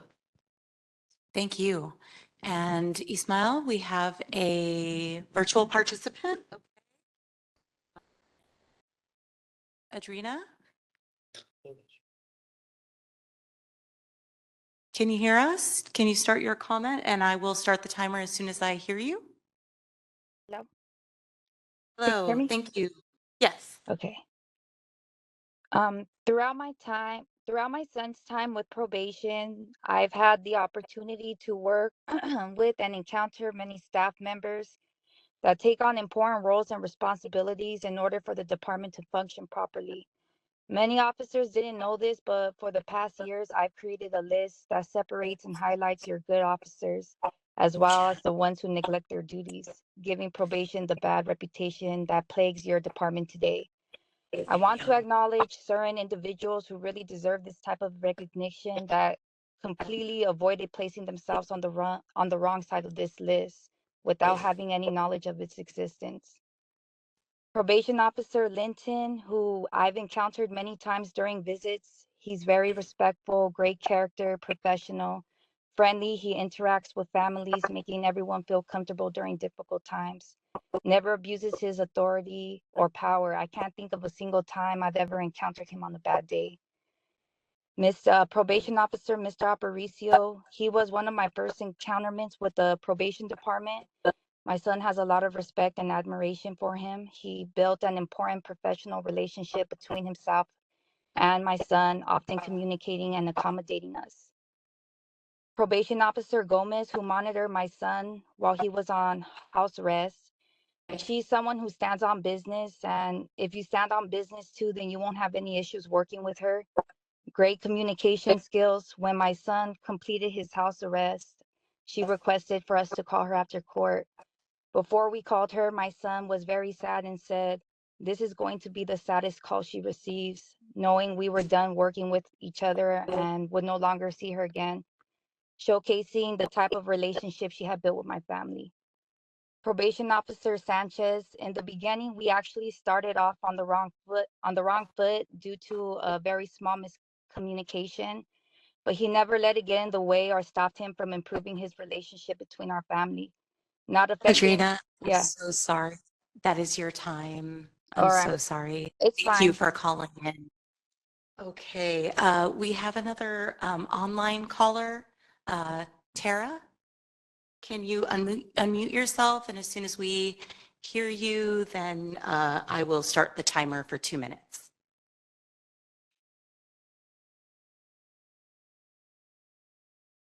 Hear me? Yes, we can hear you. Please proceed with your comment. Sarah Brown. I'm actually 8 kids, but I have 2 sons currently in LAUSD. And I was listening and the mom is. I'm so sorry. Your phone is breaking up. Hear me now? Maybe we can restart and start again. Okay, let's try one more time. Now? Can you hear me better? We can hear you. You can hear me better? Is it okay to speak? Yeah, go ahead. Let's try it. Okay, my name is Tara Brown. I'm a mother of 8, but I have 2 sons currently in LAUSD school. And I'm on this call just to thank to the board. Can you hear me? I'm so sorry. We really can't make out what you're saying. I'm not sure if it's because of our connection or yours. We have someone right now in person. We can pivot to them and maybe we can come back and try again with you in 2 more minutes. Is that okay? Okay, let's try that. Okay, go ahead. If you have your computer on, watching the meeting, maybe turning off the sound there might help when we return.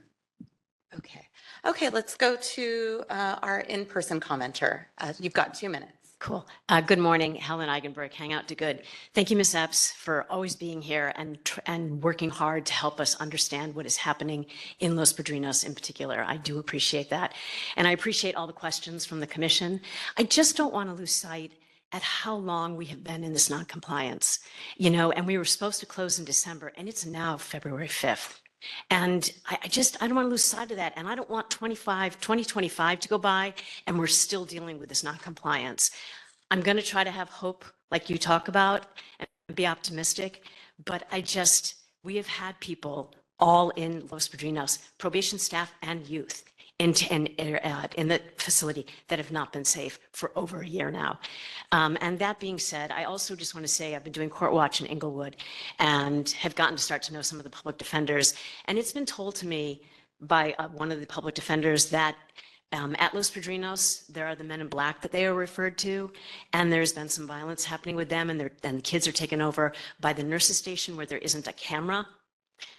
Granted, I can't verify that, but I feel the need to just share so that it's looked into. And that this public defender also told me, like you all saw when you did the inspections in November's, kids are still popping up with broken bones and harm is still happening there. So I just have to, share that. Thank you for letting me speak. Thank you for being here. Okay, why don't we try again to our online caller? Tara, is she still there? Can you hear me better? We can. Okay, Okay. I'm going to start your time now. Please Okay. proceed. Hi, my name is Tara Welch. I am a mother. I do have 8 children, but I have 2 sons that's currently in the LAUSD school.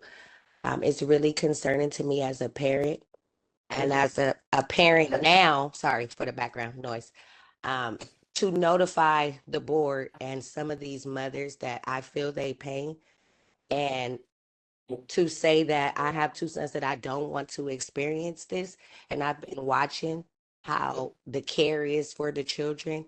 And it frightens me because one wrong move, they will land in the system that doesn't even prevent.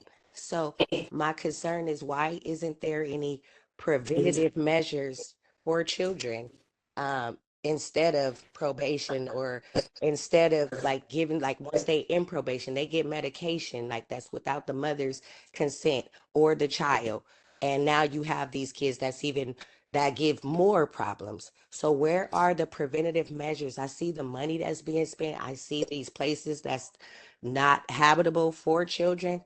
Where's the second chance for children? Like, where's the prevention so they don't have to go through that? Because I have 2 sons again that's in school, and they don't have no services for kids. Like even after COVID, they don't have no services for children inside of the schools. So if you put a preventative measure inside of public schools for children, maybe that will save a lot of time or a lot of the parents too, because when these parents go to work and they working to provide for children and there's no services when you leave your kid in the public school to learn, and really they're not learning. I have 2 sons that go to school that has a lot of trouble and they don't have no services, but they have the police ready. They don't even teach the kids about the law. So how do you expect children to learn and walk a certain way if they're not being taught that? So my question is, where is the services from the school so they don't get to this point? Because I have 2 sons, like the money and everything that they're spending. I'm so sorry. I'm going to have to cut you off. Your time Okay. has ended. I don't Okay. know if, Well, thank you for letting me speak. I really appreciate it. thank you And for I- calling in. And I hope that I'm wondering if maybe you can send us your email in the chat or your phone number, and maybe I can follow up and perhaps answer your question about some of those preventative services that are available in the county in a general sense. And hopefully I can help address your question. Thank you, callers and individuals who asked questions and comments today. Commissioners, any final questions before we move on to agenda item 5? There, seeing none. Okay, agenda item 5. For item 5, we will discuss and take possible action on probation's progress with recent board motions attached to today's agenda or reference board motions, probation's reduction plan from December 24 and the intake criteria from October 24. Project Director, Dr. Sara Gongora, will give an update on the motions related to NARCON. Administrative Deputy Robert Smith submitted to the board and the PLC probation's fourth report back on financial literacy and return of funds, which is attached to the agenda. For the purpose of time, he will not give a verbal report today. Senior Director Angela Walker is present and will update us on the movement of post-disposition youth out of Los Padrinos.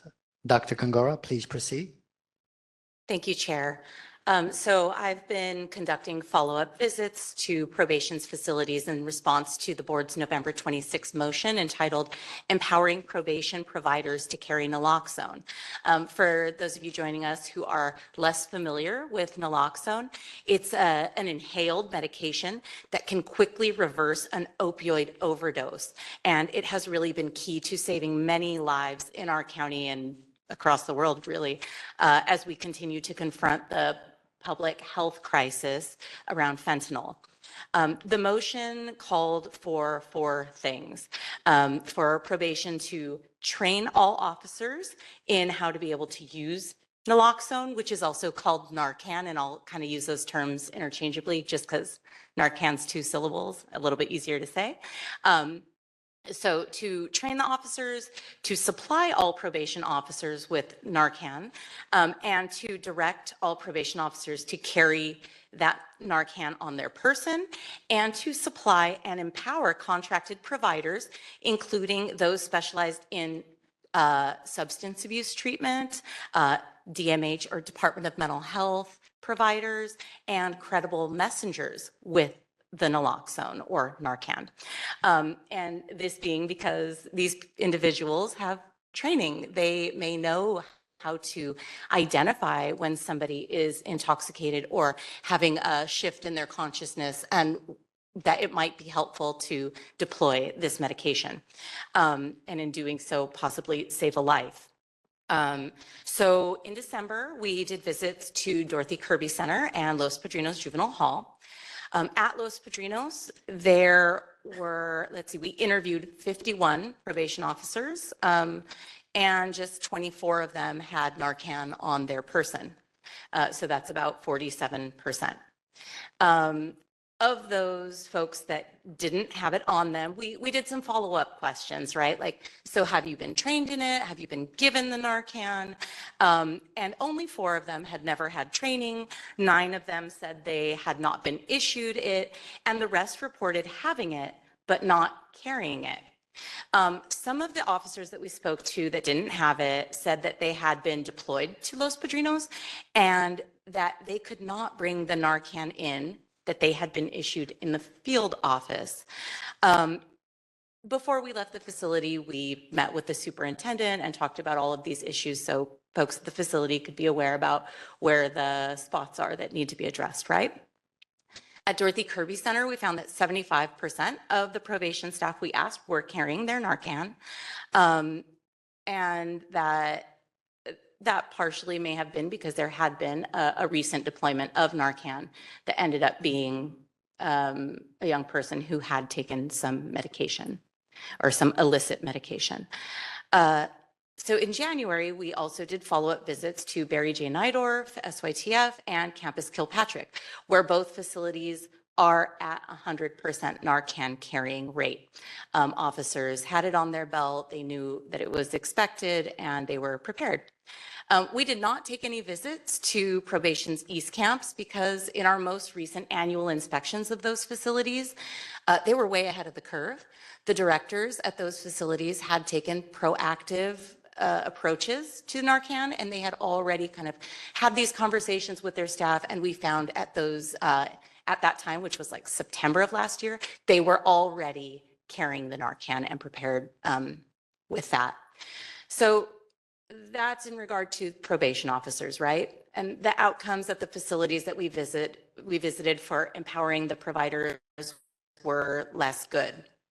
So we didn't find that any providers were being empowered at this time to carry Narcan or to be supplied by probation. So we attempted to interview people at the facilities as we went, and some of those specific conversations with partners were that, like, Department of Public Health, Substance Abuse Prevention and Control. They provide contracted services through some community providers at Los Padrinos, Barry J. and Kilpatrick. And those are all still pending. Their folks would like to carry Narcan. They're the people who kind of initiated this conversation around wanting to be able to carry it because they are substance abuse service providers. Other folks that we had interviewed included credible messengers and DMH employees, Department of Mental Health. And those folks mostly had expressed unawareness of the motion and just said that they had not heard of anything about this. They had not been engaged in conversations. They had not been offered training, Narcan, in any way. So in the visits, I think the larger issue that I'll share is that in arranging the visit and talking to people at the facility, including probation leadership at the facilities, is that until they heard from us, they had not heard of the motion. And so that basically rendered our visits, like the measurement, the data I've shared, it makes it like a baseline, because prior to our visit, there hadn't been a major intervention in relation to the motion, right? There hadn't been those conversations. And so what I ended up doing is just forwarding these motions, talking to people specifically about what's called for in the motion. And then by the final visit, I was just printing out the motion and like sharing it and passing it to people just to help disseminate the information. So thankfully, we have another report back due according to the motion. It's a 180-day report back. So that'll happen before May 26th, which due date, and I'll come back. I'll do another round of visits, and then I'll come back to report to y'all. And so specifically, as we make those next visits, I will be looking with special attention to not only see that, okay, the rates of officers carrying Narcan increases, but that those providers can share that some conversation has happened with them, and that if they so choose, they are also empowered to carry Narcan. So I don't know if we want to do questions first, but I think the other presentation, yeah. Ms. Walker? Yeah, okay, you're going to give the next presentation, and then we'll have commissioners do questions. Good morning.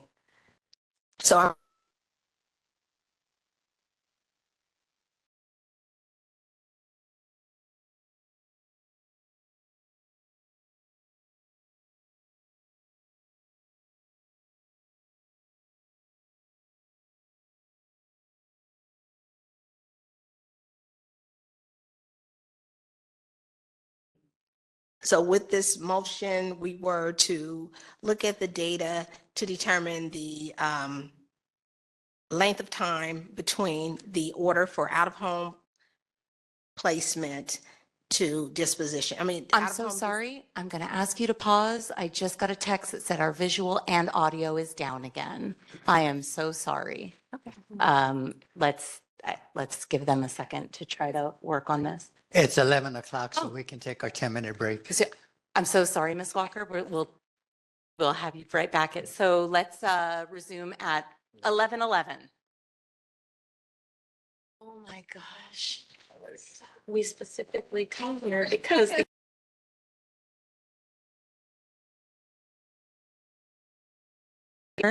you would. Good morning. My name is Angela Walker. I'm a senior probation director with probation in the Juvenile Special Services Division. So I'm here to bring an update on the board motion from July 23rd on speeding up the youth movement out of Los Padrinos. The motion directed the probation department to collaborate with the Department of Youth Development, the Department of Mental Health, Department of Health Services, the public defender and the alternate public defender. And the motion wanted the department to analyze the movement of youth following out-of-home dispositions, including community-based suitable placement, Dorothy Kirby Center, probation camp, and secure youth treatment facility. And we were directed to determine the average length of stay following those dispositions, the percentage of youth whose transfers took longer than 3 days, and the reasons for those delays. So we did the initial report back to the board on September 23rd.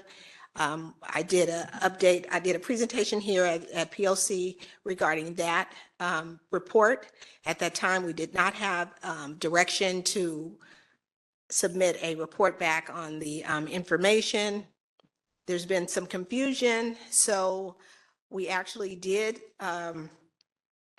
compile a report, complete a report, has not been submitted, but will be submitted in the next couple of days regarding an analysis of the next portion of the data. So the initial report evaluated the disposition of youth between July 1st, 2023 through August 31st, 2024, and the data in the report back that has been prepared and will be submitted, evaluated September 1st, 2024 through October 31st, 2024. So we have continued to collaborate with the partners via email and telephone calls, discussing things related to the recommendations that were in the initial report back. And those recommendations included contacting attorneys of record if youth are refusing to participate in any portion of the clearance process, including medical, to facilitate engagement of youth through the post-dispositional clearance process. And so what we did to address that recommendation was we refined the data collection so that information from JCHS, which is our health services, that is sent to probation, included information that said a youth was actually refusing to participate in any portion of the clearance process. And then probation staff would reach out to the attorney group. We identified a person or utilized the lead staff for each attorney group, the public defender, alternate public defender, and also the other panel attorneys that represent youth. The second recommendation, transporting youth to camp with outside medical appointments scheduled 4 or more days from the order date. This agreement was established during our collaborative meetings, and it is being used when necessary. So if there are times when it's required, we will do that. Cross-training of staff in the camp headquarters assessment unit to increase capacity for completing clearances. That training began September 26th and was completed in early October. The relocation of a camp headquarters staff to Los Padrinos Juvenile Hall to expedite the assessment process. That the housing of a staff at Los Padrinos began on October 7th. And then continue health services process of completing a portion of their medical clearance once youth arrive at the camp facility in Dorothy Kirby Center.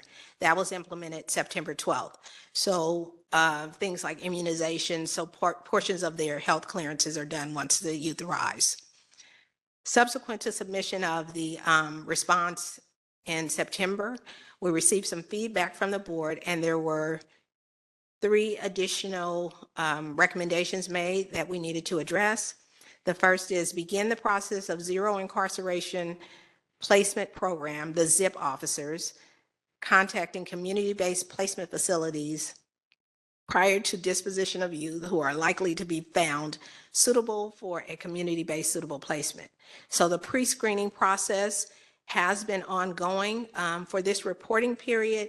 The placement Bureau has pre-screened 29 youth in September and pre-screened 31 youth in October. The pre-screening is done as an order from the court, though. So when the court directs our department, we do this pre-screening. Work with community-based suitable placement facilities to speed up the time it takes to pick up youth from Los Padrinos. So although that was a recommendation from the board, we haven't found that to be really an issue. The placements are really responsive, but we will continue to collaborate with them, and if necessary, we will make some adjustments if it's required. Continue the Department of Health Services process of beginning to conduct medical clearances for all youth at the time of the physician assessment that is conducted upon admission at Los Padrinos, allowing youth to have a cleared or not cleared status following their initial physical exam. So this process began on October 15th, and Health Services is now at the time of the physical exams making that determination so that it speeds up the process. This is something that they were doing some years ago. So the evaluation of the data for September 1st, 2024 through October 31st, 2024, there were 116 youth that were ordered out of home dispositions. 55 of them were community-based suitable placement, 10 were Dorothy Kirby Center, and 35 were probation camp, and 16 were secure youth treatment facility. So the average length of stays for the community-based suitable placement was 6.7 days, Dorothy Kirby 12 days, probation camp 9 days, and secure youth treatment facility 3 days. So normally, and I think on the last report, there were no days in between the order for disposition and transfer to a facility for secure youth treatment facility because we transfer youth directly from court. However, there was a youth that did have a pending court matter. So the youth did not get immediately transferred. What time period was that?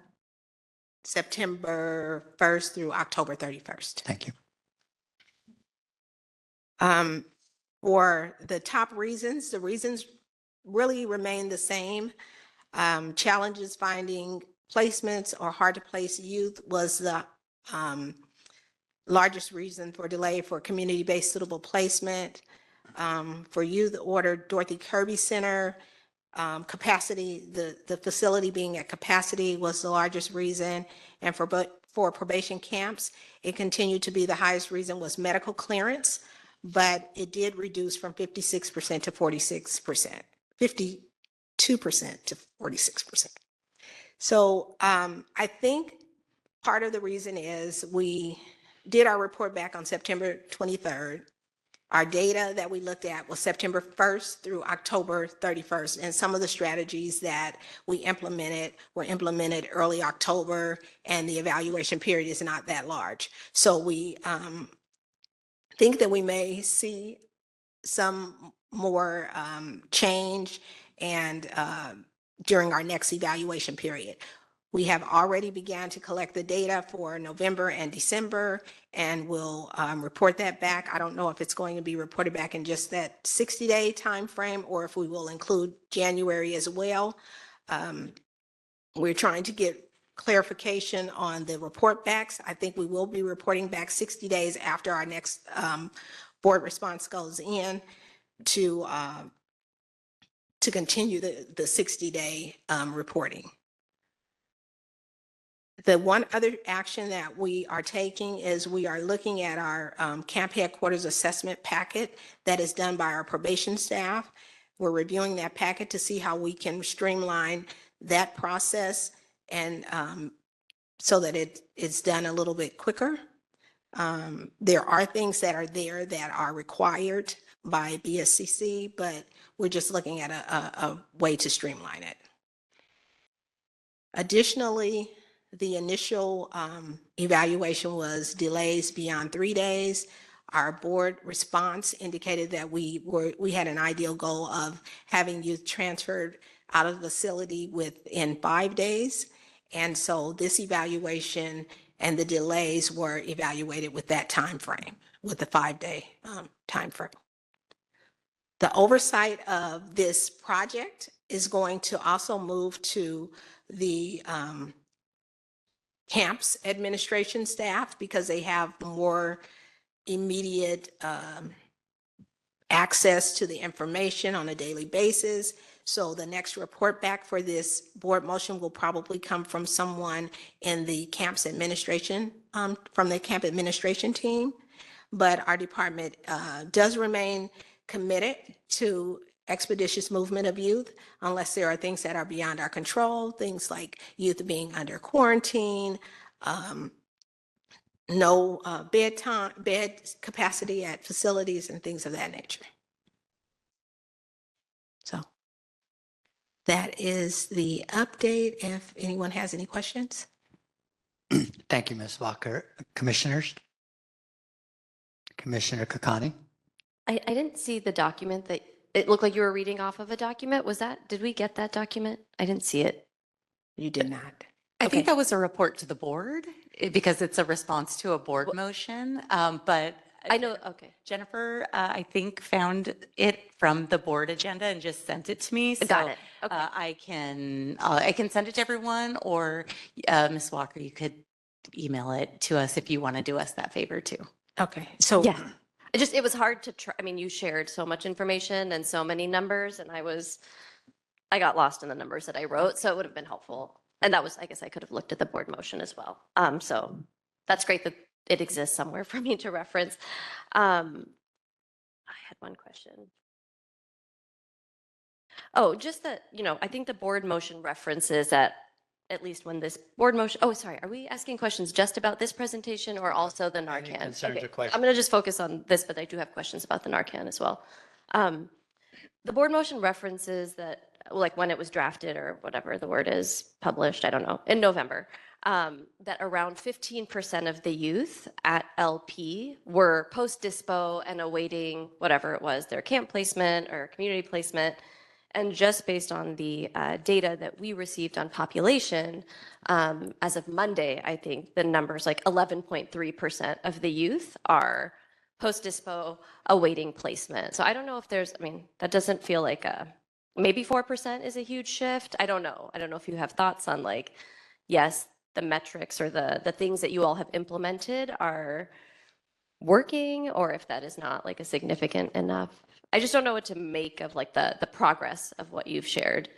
I think, I mean, I don't want to say that it is. I agree that it's small, but I think it needs to be a larger time period that is evaluated, because this is very close to the initial report back on September 23rd.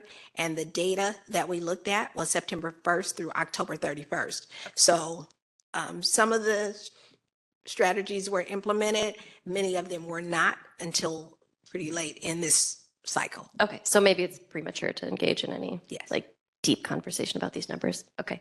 Shall I move to my Narcan questions? Yes. Okay. Wait, unless somebody else has a question regarding this. There you go. I guess this is more for Chief Deputy Epps. So I'm looking at this motion around Narcan.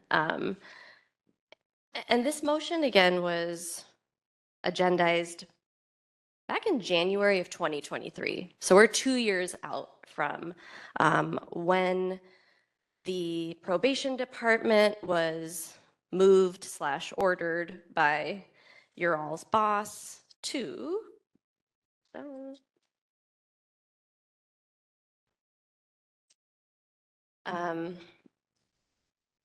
to ensure, again, kind of a description of the education and training that will be provided to all staff.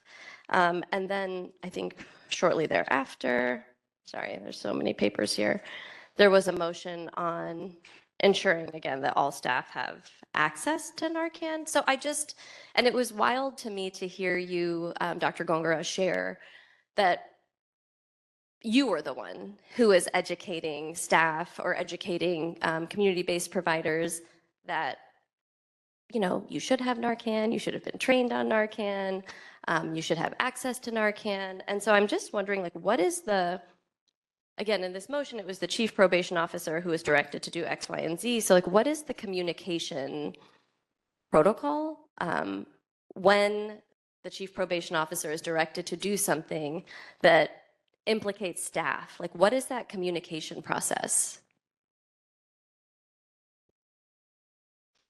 As with anything, the process is, hey, we received this notification, whether it's legislation, whether it's a motion, there needs to be training around this issue. The request is training. What's the plan for that? I have to be honest, I wasn't aware of January 2023. That predates me, but certainly doesn't excuse me from it. What I was aware of the more recent motion to provide Narcan to providers. So around that particular motion, it was like, hey, when can we get the training up and running? Who are we going to get to do the training? We have we have a training unit, but we're also responsible for providing our annual training plan, because we're required to have so many hours of training for all officers, and we're a large department. So running them through, is that something we can stand up before that? Is there a provider we can bring in just to do that for CBOs? Because of course, officers are continually receiving the training. So I was at CAR yesterday, and I took a look at the policy, which appears it's optional if people have Narcan. Clearly, that needs to be updated. We need to get the information about who we're going to use to train CBOs to do that, and what's the plan to roll that out. Identify how many people need to be trained, when you're going to be able to schedule people for that training. When we get that, do we not just give you the Narcan, do we also give you the Narcan pouch because you're on site? So all of the logistics are going to be worked out. And I can follow up to let you know, hey, this is the rollout plan, the plan for who's going to provide the training, and when we'll issue that and determine how many people, how many providers actually need that. Okay, I still, yeah, I mean, just given that less than 50% of at least that sample that was interacted with at LP had Narcan on them feels, I don't know, unacceptable, given what we know it can do to save a young person's life. So it just feels like this is one of those things that, you have all these new people in place, whether it's the subject matter experts, whether it's the directors, whether whoever it is, but people should have this information around like, hey, here's a current motion, and this is what you're expected to know. So it would just be great if there was some thought given to, like, beyond an email saying, this motion came down, because I think emails are hard to track, especially when if you're held over, if you're being deployed, you're in and out, but some way to clearly communicate to the folks who are going inside LP, this is your responsibility, and here's what we're doing to support you. Commissioner Terry? For the CBOs, who are the providers who are supposed to have it, could that be a part of I think there's an onboarding or some sort of orientation, so it's kind of like, here's what you need to start. Is that a possibility? That's a possibility. We just need to determine, I've had my Narcan training previously. It's not very long. So is that something we can practically put into that orientation? We're looking at that. You're right. There's no reason it shouldn't be done. Now that we know, we're getting on top of it to determine it. So that's one place that we're looking to insert that training. And then for probation officers, is there any sort of, when you start your shift, here's, kind of making sure that you're equipped with everything you have? So could that be a part of a checklist? Like, do we know what are some of the barriers why people don't have it on? I have to say I do not, because the expectation is that when you are deployed to the facility, when you're assigned to the facility, let's start there, you should be ready to go for work, have your full duty belt with all of the necessary equipment attached to your belt. There's also a supply of equipment on hand at the facility that if you don't have it, hey, you're short on your belt this, including belts. Also, there's a process that training is working through to be on site to do that distribution as well. So we're going to need to look at that. We did just look specifically at Los Padrinos a couple weeks ago, and one of our directors was tasked with, hey, identifying all new people that are deployed. Who does not have their equipment? What's the plan to get people their equipment, to get that distributed? So we saw an increase in who had their necessary equipment. So this is another thing we need to work through and attach to that same thing. Commissioners, further questions? Sarah, do we have any public or written comment? I don't believe we have any written comment. Okay. And so if our WebEx users want to comment on this item, please use the raise your hand function. Call-in users, please dial *3 to raise your hand to get in the queue. And of course, anybody here with us in person can step up to the podium. I'm going to ask if we can start with, well, maybe we can start with you, Mr. Bell. Let me queue up the timer, and then we'll give our online folks a second to raise their hand if needed. Okay, go ahead and I'll start your time. Okay, I just got two things. One, maybe I heard it wrong, but why does probation have to train the CBOs on Narcan? I mean, it's an organization that deals with kids and they get millions of dollars from the state. Wouldn't they be able to teach their own people how to use the Narcan? and do that training themselves. Why would probation have to be responsible for that? The second part is I'm hearing a lot about sending the young men and the youth to camp, and our population has been growing. And one of the things that make camp work, because it has been working, which is why we shouldn't touch it, one thing that makes it work is the small groups. We've had small groups. So us as officers have been able to connect with the kids more. Mental health has been able to reach the kids more. When organizations come in, they've been able to work with the kids and been able to do things with them because of those small groups. Now, as population, and also safety, because of small groups, safety hasn't been a big issue. Now, as the population grows, mental health will be stretched out further. We're going to have to deal with more, so we can't focus on kids as much as we have with smaller groups. So I just wanted to ask what's being done to make sure that they're still getting the programs and the mental health services that they've been getting with the smaller groups as population grows, and also that safety is still intact. Because the East Camps, we don't have a response team, we don't have a Hope Center right there, it's just us.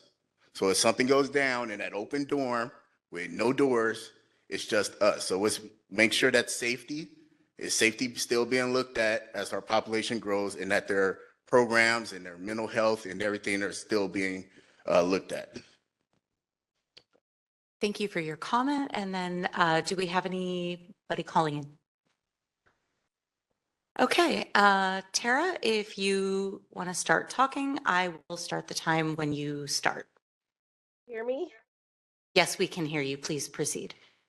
Okay, my question was, I know probation officers, and I know a lot of the probation officers, when we're speaking on safety, that goes into those halls, and they have to leave all of their belongings outside. So as the young man was just speaking about the doors that's open and the safety, that's another thing. The probation officers they're probation officers, but they're being basically demoted into being a child care worker, but at the same time, they have to leave all their belongings outside of the hall. And there was one incident inside of there where a kid attacked a probation officer, and they were the ones that were being investigated, and they lost their job and everything. So when you speak on that safety, and what are they going to do to even protect the probation officers that need to be retrained, and you guys are not training them? You're just throwing them into the halls, and they're not really like trained, not retrained for that. They're just to do something, in the halls with those kids, and then they can't defend themselves. And not only that, the medication that they give to those kids, which gives that more high levels for mental health, because there's a reaction to the medication that they give to those children. Thank you. Okay, thank you for your comment. Do we have anybody else? Okay. Hey, well, thank you, commissioners. Any further or last questions on this agenda item? Commissioner Ship. I probably would just add, like, as well as CBO providers and probation staff, I feel like there needs to be some training to the youth also to identify what's going on, right? I feel like you gotta make them conscious in their own fight for their own lives. I mean, sometimes overdoses happen and nobody can tell what's going on. And so it's when we went in, some of the Narcan was locked inside of boxes inside the offices. And so by the time somebody notices, by the time a kid may even figure it out and tell a staff, and then they finally get to Narcan, we have another situation like Brian Diaz. So I think, like, for working with some youth and just teaching them the signs or teaching them how to go about these things, because I think that's important for them to fight for themselves. If I can just add, I'm not sure if it's one of the motions that's printed out here today, but there was a motion January 2023, there was another motion March of 2023. And in that March of 2023 motion, the probation department was called upon to partner with the Department of Public Health to implement a plan to train young people in identifying the signs of opioid intoxication and Narcan use. And it was also said in that motion to make Narcan readily available to all youth.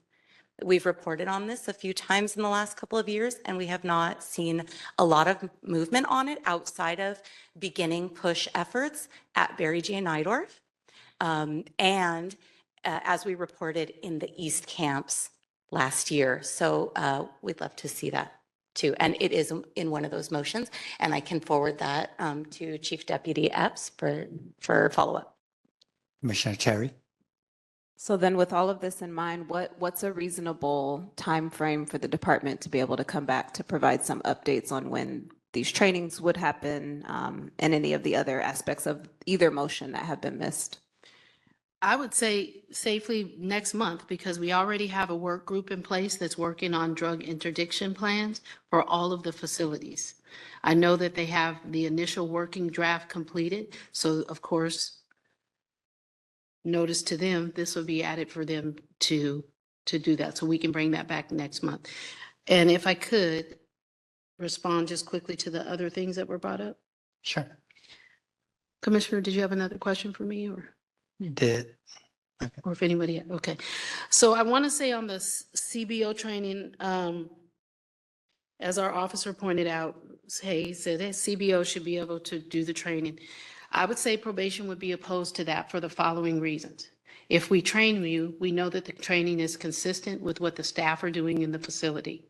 If we issue your Narcan, we know that it's consistent with the quality of Narcan that we provide to our staff in the facility. Expiration dates, we can have a process to switch out any Narcan as needed if it's expired, or any of those things. So quality of training, consistency of the equipment that you're carrying, and consistency with any training that's provided. Because if we don't do that, we could encounter barriers or potential liability issues if we're not consistent in how that's being done. The other things for camps and halls, with the increase in the population, all of our superintendents that oversee our facilities, and East Camps has Superintendent Novak, are vested with the responsibility to track in their facilities, is my population going up? Is it going down? Not only to present, hey, an adjusted and staffing analysis for your staffing needs, but also what are any new or emerging safety and security needs? You can certainly move that up the chain. What is your plan? What is your ask for us to deal with that? And then we, in concert with the superintendent, address that. And I'm sure Ms. Novak, because there's other things that she's been talking about. So we await that, and that's how we will address those issues.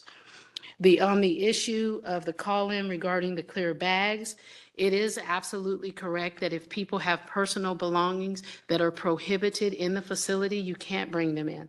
That not only applies to all of us seated here, commissioners are in and out of our facilities, the chief, myself, all of us, but you are allowed to take anything that's permissible to be in the facility in a clear plastic bag or suitable bag to bring into the facility. That includes personal medications, that includes necessary feminine hygiene items. So it's not that you have to leave all of your belongings in the car. It's that anything that's restricted from being inside of the facility, such as unauthorized cell phones, other electronic devices, or other items or materials that can't go into the facility, that is when there's the restriction, and the only restriction that applies. I would say we talked about the other training. So we are continuing to train staff to do all of those things. It's not that staff are deployed into the facility without training. Per the requirements of the Board of State and Community Corrections, any staff, any officers that work in any of our facilities are required to take a mandatory Juvenile Corrections Officer Corps Academy. If you hired on as a probation officer, under the rules of Title 15, we can provide, under the standards for training and corrections, we can provide you with what's called a 59-hour transitional training. So because you had your probation officer training, we give you an additional 59 hours of training to make you available to work in the facility. Per the requirements of the standards of training and corrections, once you have your primary juvenile corrections officer training or your the core competencies of your probation officer training, you are good to work anywhere in the state in that capacity. Once you've had your transitional training, if you're a probation officer, that 59 hours, again, that too is good to work anywhere in the state. Before deploying anyone into the facility that works in the probation officer capacity, we do have a transitional core academy that all officers must complete before being deployed into the facility. Thank you.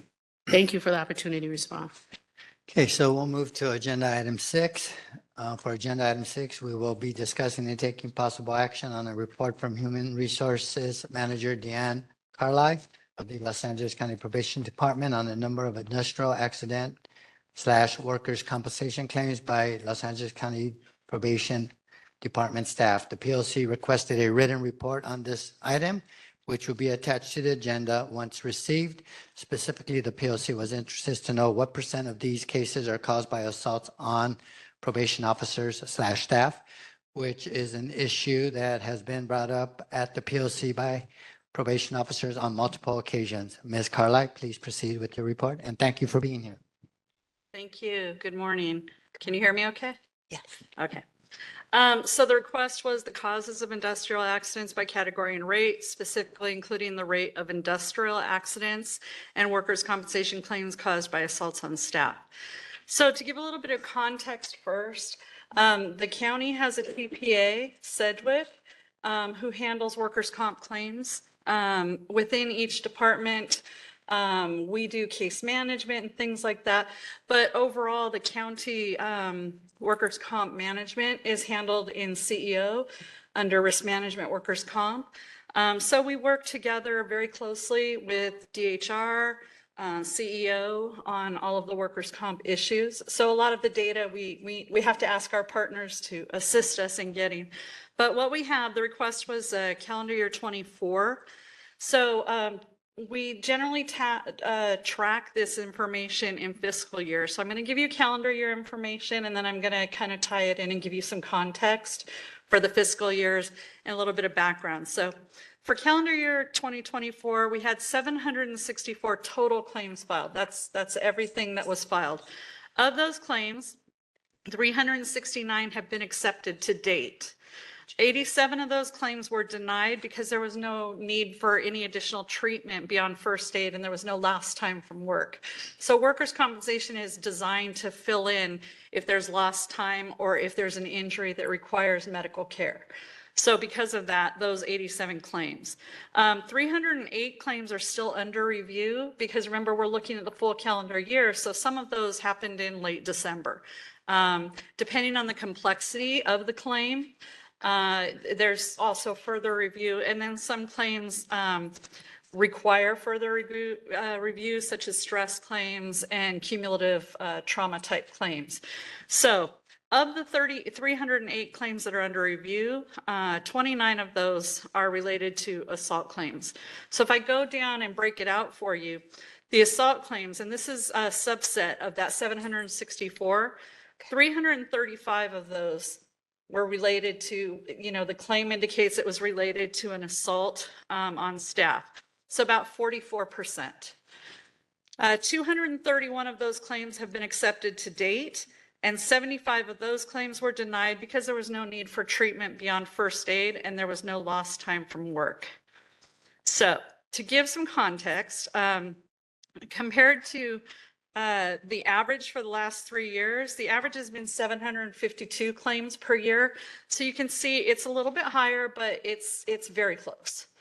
Now what we are noticing is a bit of a climb because over the last 3 years, we've also declined in staffing numbers. So I'm going to give you some percentages. So per 100 staff filing, 15% filed a claim in 21-22. In 22-23, about 17%, in 23-24, 24%. But what I'm going to give you is the overall safety numbers. So 21-22, we had 15%, but the average safety for the department in workers' comp claims filed was 34%. So we're well below the average for the other safety departments. 22-23, we had 17. Overall safety was 32. In 23-24, at 24%, overall safety was 31. So we are still below the average in other comparatively to other. That's not to say that this isn't something that we're, obviously trying to manage and keep an eye on, but it is to provide some context. So the second question that was asked was the average delay time in obtaining workers' compensation appointments with Sedgwick. This is actually a little bit of a complicated question because, again, Sedgwick is our third-party administrator, and they handle each case individually. This is not something that they track per se for each case. So I'll give you a little bit of information. The workers' comp third-party administrators, they process industrial injury cases in line with both our county requirements, the state statute, and any applicable workers' comp laws. That includes investigations, determining what entitlement, issuing notices, and delivering the benefits within those statutory timeframes. So the timelines related to medical appointment scheduling, although it's not tracked, we tried to provide additional information to be responsive. So generally speaking, within 90 to 120 days of a claim being filed, parties need to agree to it's called an agreed upon examination. So AME is what I'm referring to going down. So within 90 to 120 days of a claim being filed, the parties have to agree to one or more AMEs depending on the type of injuries and the number of specialists. So, someone could have a multiple injury where they need to see an ortho specialist and maybe a vision specialist.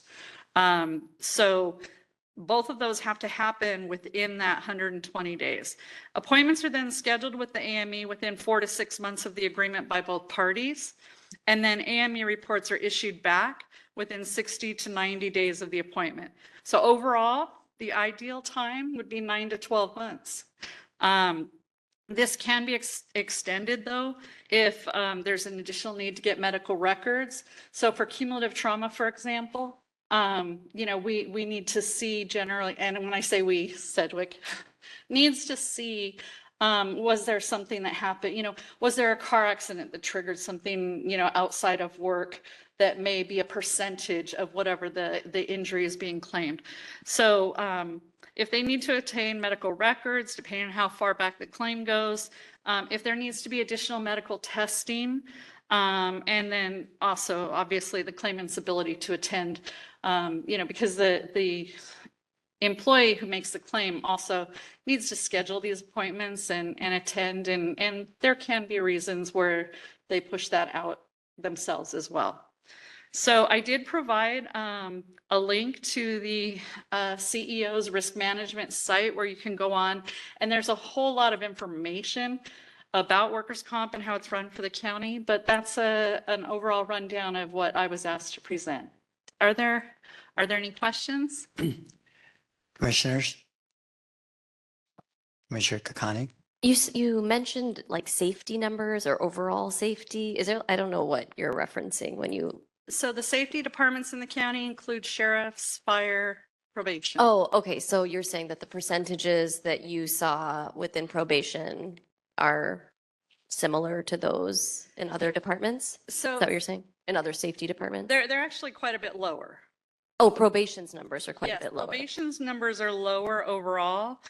So in 21-22, probation was about 15%, but overall safety was at 34%. Okay. And then 17% to 32 and 24 to 31. Got it. Thank you. Of course. I guess I have a question because I feel like, for me at least, like HR's perspective on safety, it feels absent to me. And so I'm just wondering, especially when, a threat to staff safety or probation officers' safety is a threat to young people's safety as well. And so I'm curious, especially because HR has a duty of care and responsibility to keep employees safe as well, right? What you're doing to mitigate the safety issue. I feel like I wanted to ask you at the last meeting, but didn't get a chance. And I know we're talking about numbers, but I'm talking about overarching safety and HR principles. If you could speak to the safety piece. Sure, absolutely. I mean, our goal is to reduce any injury to staff. I mean, 0 would be ideal. So there are a number of methods that are utilized to do this. And I'll start with our union partners. We have written into most, I think all of our MOUs, we have a safety committee, and we can meet and discuss. Internally in the department, I know that there are safety committees. I chair the wellness committee for the department, and we send out information on safety and in keeping safe. Recently, we had a COVID outbreak at LP, which again ties into health and safety. And we're partnering with our partners over at Public Health and Juvenile Health Services to try and meet with our staff directly and do some training with our training department and Public Health to put together and implement some training on communicable infections, care, things like that. Because again, any training or anything that we can send out to staff that informs them on how to be more safe in the workplace is going to help reduce, I mean, that's the ultimate goal. So there are a number of strategies that we use. On the operational side, this is also a very big consideration, and I'm not going to speak to Chief Epps, but I know that there are also a couple of work groups that are looking at concerns of safety within.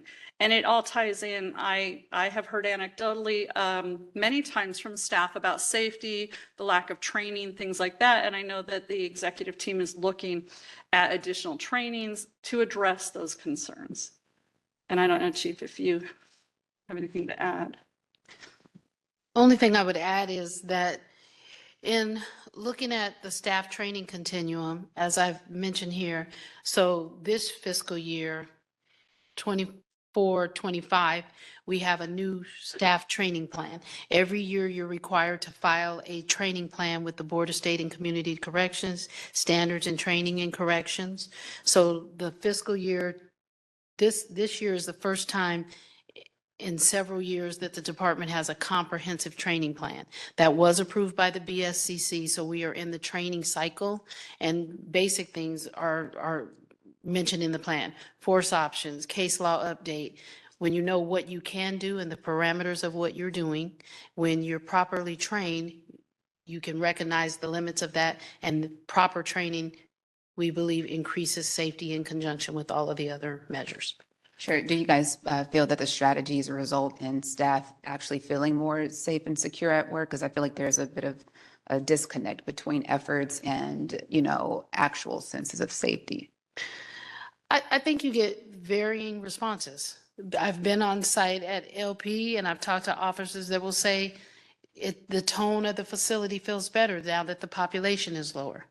I've talked to people that said proactive supervision doesn't help at all. But then you'll talk to 2 or 3 more officers that'll say it's working. Some people will say we're glad that we put cohorts of people on units because they're being better trained and they're not leaving. So when you look at proper training, properly being able to respond to incidents in support of your partners, being able to be trained to be sure that any actions that you're taking are appropriate and within the law, helps to increase that because you know what you can do. But I would argue the same thing with presence, right? Like being in the facility. You roll out training to everyone, but even all of us can hear the same thing today, and we'll take away, some of us, a different what we heard when it's reported back. So that's why training has to be continuous. You have to continue to update the training plan.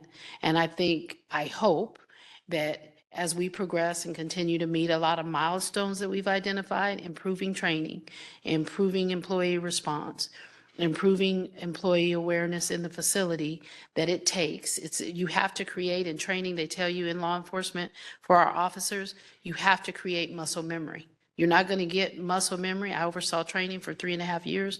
I've been a use of force trainer, report writer trainer. When you are training, particularly in law enforcement, safety comes from muscle memory. I need to give it to you enough that you remember, that this becomes your secondary reaction to whatever it is that you're dealing with. So as it takes and we create that muscle memory, we will see progress in response to your question. Sure. In your process or practices, Yes. solicit feedback from staff, right? Yes. In what form?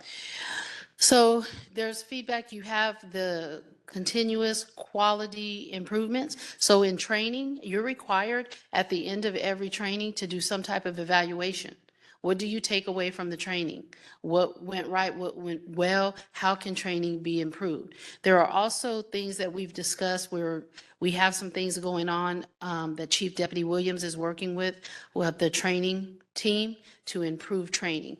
So those staff perceptions from those evaluations that are done. Also, in addition to that, do we build in a quality review thing that's outside of that overall evaluation process? What is the knowledge retention that you're taking away from the training, and how do we want to incorporate that? So those are things that are being incorporated, but then you do, as I said, have those evaluations. What worked, what didn't work? I didn't like it. This was not a good training. This was great. I'll add that the evaluations typically include how applicable it is to the job they do.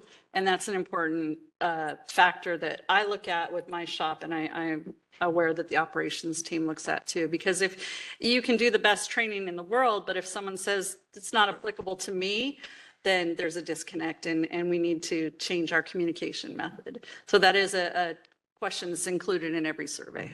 I mean, the answers definitely sound satisfactory to me. I just wonder sometimes, because there's a discrepancy between what you guys report back and what we hear back from staff. And obviously, if them not feeling safe is, creating risk for the youth, and it's a big issue. It's contributing to staffing issues, and it's a part of the global issue, right? And so I just don't want it to be something that's swept under the rug or be this sort of afterthought, because it's, for me, the forethought in a lot of ways. So that's all from me. Commissioner Canales. Hi, thank you. Is it possible to get a comprehensive list of names of executive directors that are all involved in this process and the onboarding process, rather than just speaking of it broadly and how it seems to be going, specifically like San Bernardino, CDCR consultants that you're utilizing in this process? Because you keep speaking about the training and that's going on, and the directors that are taking place, and the comprehension, or of the trainees. And so I'm sure you're documenting all this, right? I'm sure there's names and titles behind this process, and attendee list, things like that. Yeah, yes, Commissioner. What I'm talking about, we have a training unit. The department has a dedicated training unit, our probation training center, and assigned to that unit are supervisors, directors. That is the unit, probation officer. That is the unit that is responsible for putting together the annual training plan. There's a cadre of staff assigned to the training center that can not only conduct trainings, but they also bring in providers. There's like a listserv, a portal, some people call it. So I can say I'm looking for a training, implicit bias. I can go into the portal, and if you're a standards in training and corrections approved trainer, which means you had to develop a curriculum, it has to be approved through BSCC STC. You can say, hey, I provide this training in Northern California, Central, wherever you provide it. We can go in and find someone to come in for specific trainings. You'll often see that sometimes with outside case law update training. So what I'm referencing for this, it's not the contractors. That's different.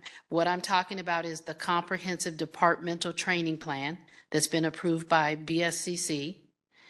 Then we have a dedicated unit of our training unit where we have several trainers, people that schedule training, people that send notices, like right around this time of the year, February, because all training has to be done by June 30th. I know I have to do my 40 hours. I'm required by law to do 40 hours annually, as are other managers. And then there's a amount for supervisors and our line staff. So they're the ones that send you those, hey, I'm pushing you. Hey, Epps, you only got 18 hours of training right now. Remember, you need to schedule this. I'm due for CPR.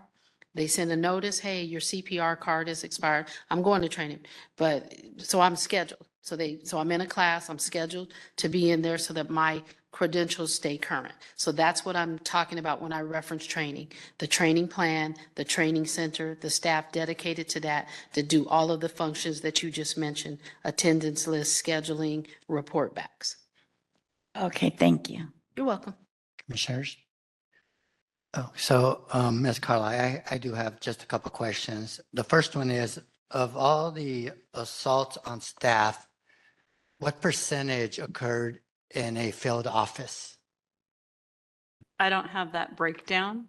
Do you get to look at these or? Well, so to gather this information, we had to partner with CEO to gather the records and then look at each claim individually because each claim is going to have information in it that designates. So we can go back to the subset that we pulled and look to find out, that percentage, but I don't have that information with me. I just have overall numbers. So let's say a field officer who's deployed is assaulted and ends up having to go out.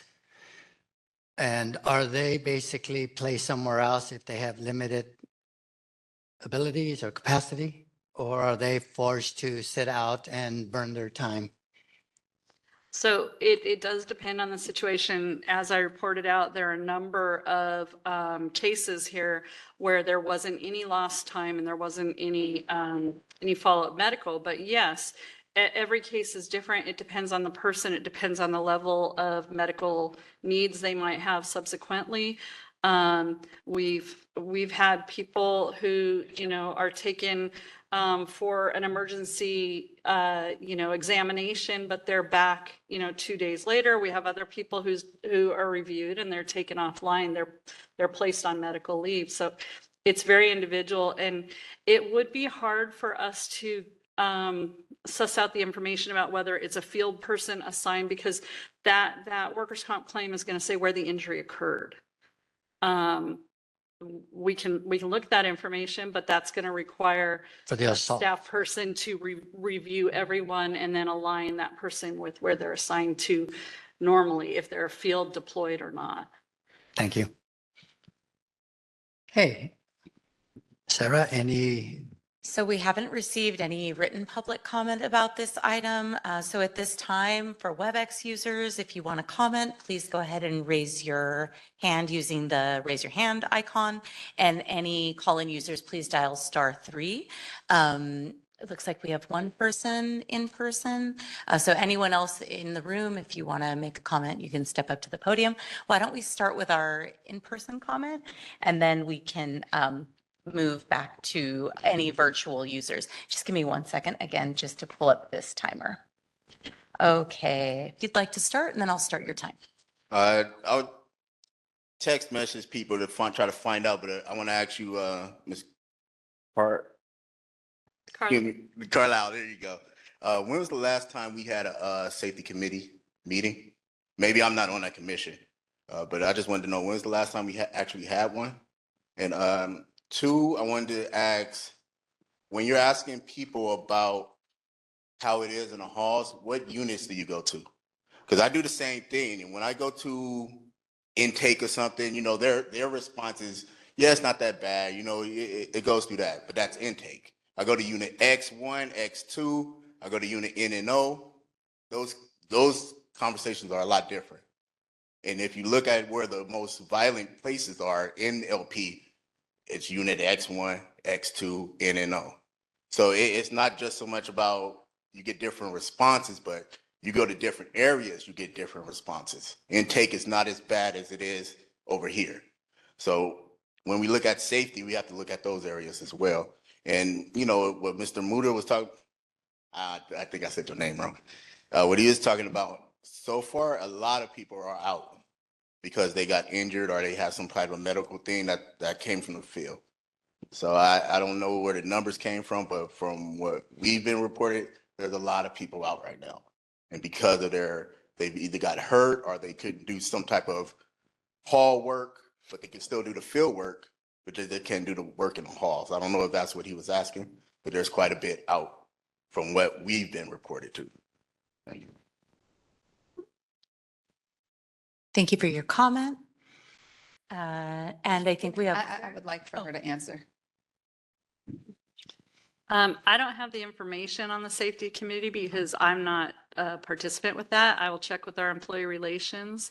And I believe that per the MOU, that also comes at request of the union to have those meetings. So I'll get some information from our employee relations and provide that. As HR manager, you don't know if they are objectively assessing in all units versus some? That was the part of the question that I was interested in.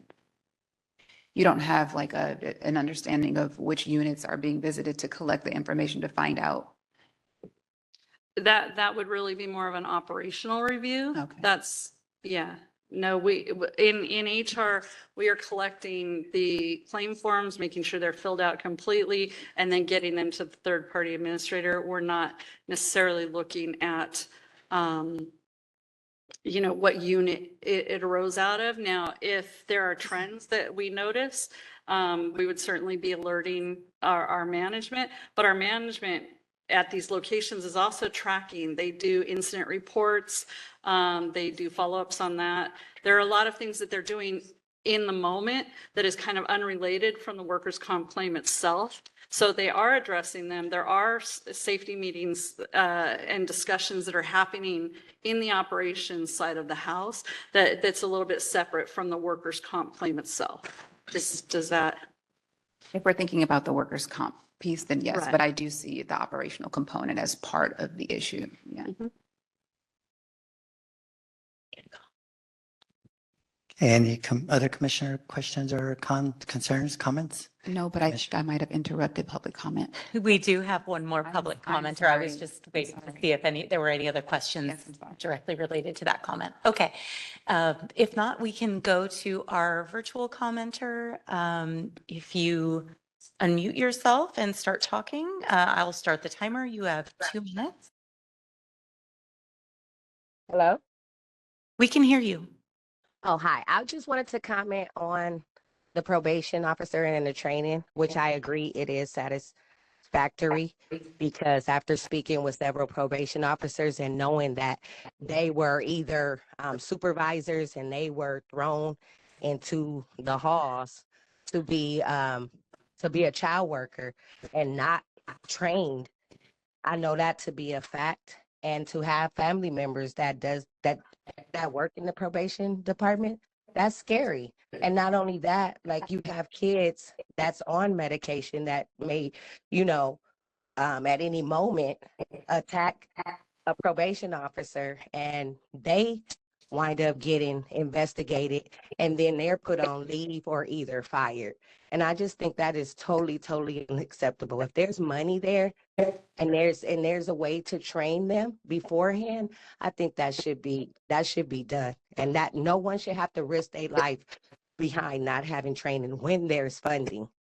And also the kids, like I said, that's on medication, and then they don't have nothing they can do. When a kid attacks them, what is in place for the probation officer that hasn't been trained? What are they supposed to do? Just get attacked by, the juvenile? And that's why it's very important with funding that we train people in advance. It's not waiting or after 5 years and 10 years when something happens. And then my next question was, is it drugs being like entered into the juvenile halls, or is it that they come in like with like drug addictions? Because I know that some of these children that's in there are like some of the adults that's on the streets. And with that, it'll be hard to fix that child if you're constantly giving them medication. So your probation officers are going to always be at risk. So my thing is, what are the preventative measures? I hear you saying there's training, but I'm hearing officers saying that they're not trained. People are losing their jobs. I'm so sorry. That is your time. Thank you. I don't know if anybody wants to respond to any part of the comment. I will just say without specific, you can't discuss under the Peace Officer Bill of Rights people's specific cases. I would just offer there's multiple sides to every narrative. People are trained. We do have youth that come into the facility that do have substance abuse problems. That doesn't necessarily make you dangerous. You have a health issue that needs to be addressed through appropriate treatment. and rehabilitation. I have no further comment. Thank you so much. We have one more virtual commenter. Lupe, if you are unmuted and you start talking, then I will start your time. Okay, can you hear me? We can. Please go ahead. Excuse me? Excuse me? Excuse me? It sounds like maybe you have multiple devices that are having an open mic. If maybe you can just go through one device.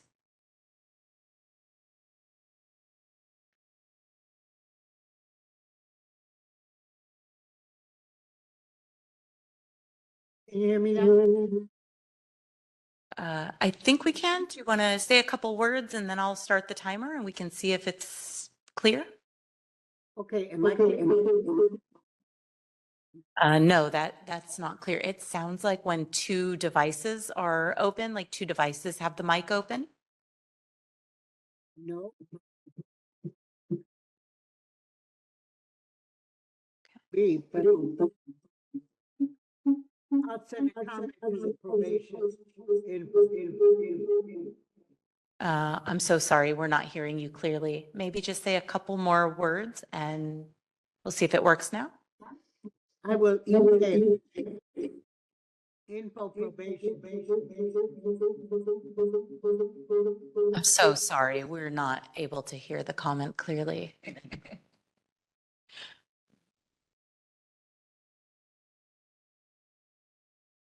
Okay, well, maybe if we can work it out on the next item or on the matters not posted, so we can Yeah. move the meeting. Okay. So, Is there anybody else? Any other comments or any other? Okay.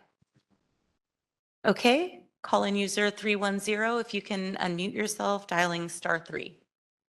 And when you start talking, I'll start your time. Hello, this is Supervisor Perry from Los Virginos. Can you hear me? We can. Please go ahead with your comment. I wanted to ask, a lot of the officers feel that they're not properly trained. We just had a new use of force training with Gracie Jiu-Jitsu, and I'm trying to see when we're going to start that for the department.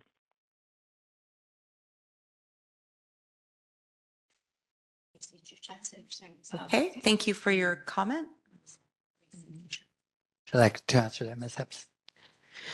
Thank you for your question, Mr. Perry. If people are being trained in the Gracie training, which is the rollout, I was not aware that there was a pause date on once officers have been trained as to, hey, don't use your training. So that's something I'd have to ask, because once you're trained, you should be able to use your training. So I will find out, Mr. Perry's question. I wasn't aware of that, so I will find out when I get back and report that back. Commissioner Canales, followed by Commissioner Jackson. Yes, I'm just wondering, because as you said a little bit ago, Chief Deputy Epps, that, you have your answer and that's all you could give with some of the calls that are coming in about those that have been fired, hurt or fired, but yet they weren't properly trained and things like that. Is there any way we can get actual data? Like how many people have been fired? Can we get an external audit? Were they trained? Is there documentation of this training that supposedly exists? Who signed off on it? And then did they find themselves in an incident, after being deployed or whatever, and then terminated? And then especially if they were close to retirement, that would kind of even seem like, a setup of some kind. I mean, I think these are things that we could look into just to make sure, because at the end of the day, it all comes back to the youth that they supervise, right? It comes back to these youth getting more added on to their cases and everything like that, or what they're going through and processing. So I think getting the whole picture and getting actual data instead of going back and forth. So I'd like to request that if we can, please. So are you talking about who's trained, what they've had for training? Right, and the officers that are getting hurt and that are being terminated also, because they're finding themselves in a situation where now maybe they did not respond properly, or there's some other accusations existing. But because I know when I've been on site, I'm just talking about what I know, and it's all verbal communication, which is, hearsay, right? But from direct conversations where I've went up and just said, hey, introducing myself, where do you work at? Or, and they'll say, I'm not sure, I'm just getting here, I'm just getting my post, or even where I've went into a unit and I've asked for certain youth. Now there's probation that will know every youth by name, but there's some probation, they are clueless to who they're working with, and it's not their fault. They're saying, I just got here, I'm still trying to figure out what I'm supposed to be doing. So it does seem to be situations where they are getting just thrown in. And, I understand you have your answer, but then I'm hearing having direct conversations. So if we can just get actual data, with names, documentation, and signatures, I think we could quit going back and forth too. Oh, no, completely understood. I would offer up perhaps someone coming in to talk about, this is what's in the training plan. This is what people are provided in training along with the numbers. Proof that they're in the training plan, that they took the training, documentation, signatures, and names and titles, I think is very important, rather than here's an officer this day working over here. Now he's in this unit where there does seem to be more incidents, and now he's left to dealt with this. Where's the proof that he was even trained or given any notice or anything about this unit he was now diverted to? Because bottom line, at the end of the day, these are all young people that we are looking to make sure staff are well-trained for that interaction, for that de-escalation. So, Not just the training. so I will not so much clarify, but when you file your training plan, everybody's training has to be completed by June 30th every year. The same way we have Ms. Southwell, who's our BSCC facilities inspection rep, there is also a BSCC inspection rep for training. They come out, they look at all of the training records. If you have approximately 6,500 budgeted staff or below, like what, 5,800 give or take. So all peace officers in that training plan, your whole entire staff roster, if we recall for the commission, just to jog the memory, one of the issues for previous non-compliance when I first signed on here in what I call the Big 11 was training. And one of the things that we were required to do was to come into to compliance regarding site-specific, use of force, and there was one other one. So because of that, not only did Ms. Southwell look at that as part of the corrective action plan for that, you also have a standards and training and corrections representative that comes out and looks to make sure that your department has met training requirements. That is looking at everybody's training records, that Kim Epps did 40 hours of training, that my CPR, when it expired, that within such a time frame, I made that up. Even the chief is held to how much training he has, all the way down the line to our line staff, detention services officers, probation officers. So there is a checks and balance from the state. We can't just say, hey, everybody was trained. You have to prove that. You have to show them the sign-in sheets. You have to have certain curriculums. If you're doing any type of in-house training, there are inspections where your rep will come out. They will observe those classes to see that they're going to the fidelity, the way that you wrote out you're going to present that training. And is the training being done with quality? Are you covering the topics that you identified in your lesson plan? And you can't even leave training 10 minutes early. If I say I'm in training for 8 hours, you better have your 8 hours of class time only with the certain breaks. So just to clarify. I've some of the trainings that so now I understand as part of that. I'm just trying to really understand the disconnect, and it's still. So anything Yeah. we can do to help, just let us know. I just had a quick question because Supervisor Perry, he participated in public comment, and that's largely optional, I would imagine. But are you accessible otherwise? Like, is this the best venue for people to reach you, or do you have an open door policy where if a supervisor had a question like that, they could pose it in a more private setting? Some people have. There's been plenty of people that get appointments with my secretary, Mr. Lira, whether that's a phone call, whether that's a Teams meeting. Some people do office appointments. Sometimes you can't get to everybody's. Sometimes if you email me, say, for example, something with that's confidential and it's a matter with IA or human resources, I don't interfere in that. It's inappropriate for me to have any type of discussion outside of any process thing that they are working on. So anything that I can certainly take a meeting and talk with you about for Open Door, I certainly do. I try to respond, even if I say, hey, received, thank you, to every email. But there are some things that if you email me about or request an appointment, of course, I'll ask what it is, that I am prohibited from engaging with you on. But those things that I can, and others in the executive staff have done that as well. I understand. I just want to know. Thank you. Thank you. You know, as I as somebody who participated in a lot of probation training, I always found it interesting how what you're trained doesn't really adapt to the realities of the institution you're in. And not just with the individuals that you're supervising, but the individuals that you're working with or the supervisors that are involved. I had a colleague who, after a day at the hall, called me and shared that he was walking, just basically walking, and got knocked on the back of the head, got hit.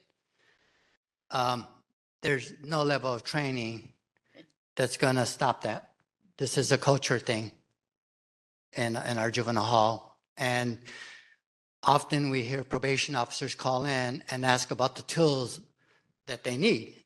And the idea is always that they're asking for pepper spray, they're asking for more time out, they're asking for all the things that we're moving away from. But what they're really asking for, when I dig deep and talk to them, is a training that matches the new reality.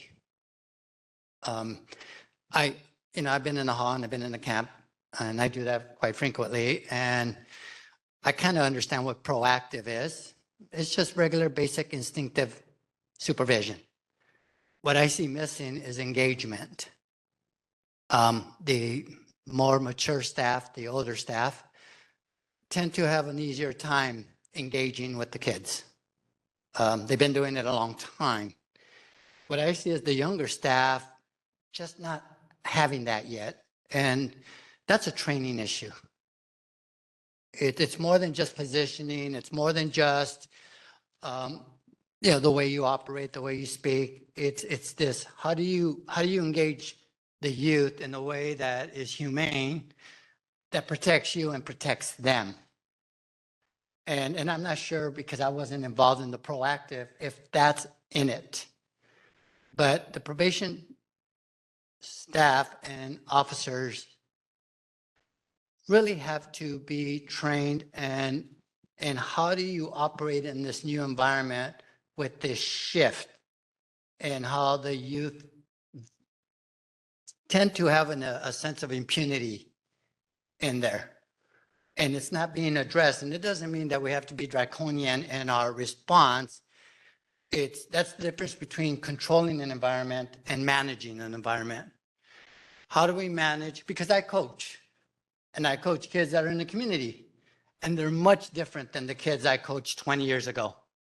I've had to change the way I manage, the way I speak to them.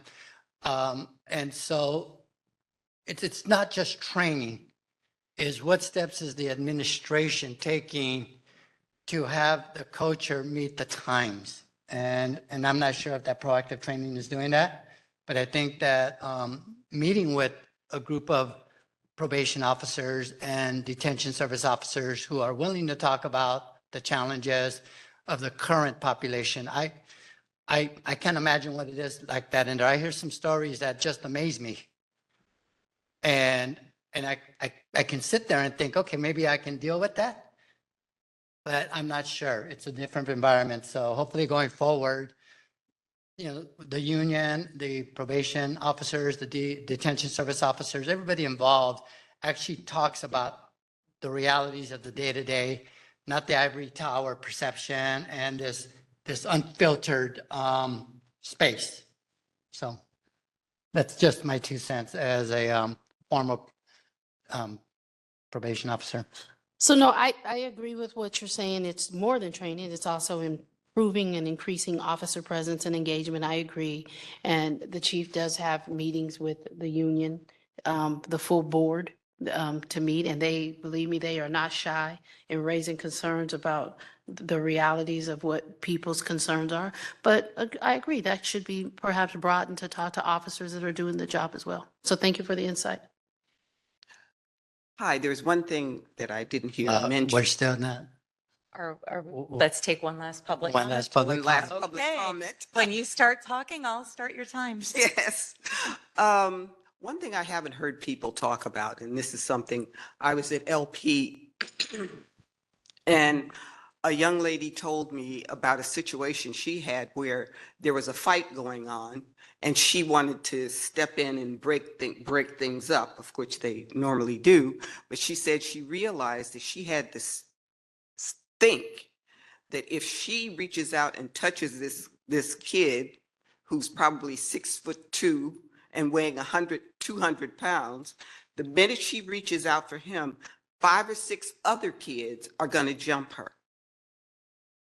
And this is something that when we talk about training and planning, the kids have a plan. They started this, I would say, maybe like a couple of years ago.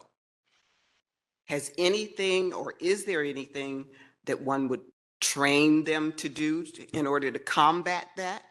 But that's a real plan, a real strategy that these kids have come up with. Kids, I don't know if I should say that though. They're like 6'2", like I said, 6'2", 200 and something pounds. Kids, okay. So again, your proactive supervision goes through the positioning, it goes through all of these things, just the normal things when you're controlling a unit. I will say probably about, I don't think it's been quite 2 months. I was at LP, there was a code called on one of the units. I responded to the unit. I've been in the process of making rounds to every single unit to have a discussion with the staff on a matter. When we got to the unit, you know, I haven't supervised on a unit in a while, but one thing I said, whoa, whoa, whoa, slow down, slow down. First off, your back is to all these kids that are sitting here. We need to put people up so that we can deal with this situation. So sometimes that's the supervisor's role. And increasing capacity, we have a lot of really good supervisors. We have people that have a history of many things in LA, like if I do this, this will happen. But empowering our staff to know, hey, critically think, these are the decisions. So I agree with you. It's not just the training. It's also being empowered to feel comfortable with the decisions that you're making when you're giving that guidance. It's also being empowered to be a voice on a unit, whether you walk in and you see 15 brand new kids. The authority is the authority. And you have to give the direction, and you have to know that the people that are on that team with you in that moment are going to assist to respond for the safety of kids, for the safety of staff appropriately. So engagement is one, empowering, decision-making, what's the safest responses. So we certainly hear all of that, and we'll take back meeting beyond with the union board to talk to staff, and we can certainly get those set up. There's been pockets of discussion, but all of this is a good place to start from the conversation. Thank you. I think we're going to have you on the later one. On the latter one? Yeah. I just have a quick request. If I could do it real quickly or no? Go ahead. Go ahead. Please. Yeah. Good morning. I'm Officer Goldner. On behalf of the officers of Local 685, we formally request a meeting with the commission in a non-public forum to talk about the issues that you do speak to officers individually, but as a group, we request a meeting to speak with you in that format. Thank you.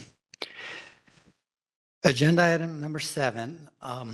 This was written a few days ago, but I'm going to read it to emphasize timing of information that we request. Agenda item 7 is to discuss and take possible action, including and up to a request for the Office of the Inspector General to issue a subpoena for outstanding data from the Los Angeles County Probation Department. There are 2 separate items. One is for information about use of force. That request has been partially fulfilled by a document that was received this week and is attached to the agenda. The second is for the monthly snapshot data for December 2024, which was due on January 10. 2025. The POC has asked the department to provide this data regularly so that we can conduct proper analysis of the population and hopefully provide a regularly updated useful dashboard. Staff has also reminded the department of this request multiple times through formal motions and informal requests and reminders. This request has been partially fulfilled by the document that was received this week and is also attached to the agenda.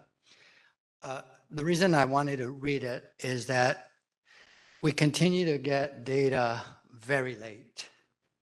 The report that Ms. Carly presented today came late last night to us. And we're sitting here struggling, trying to process it and consider it.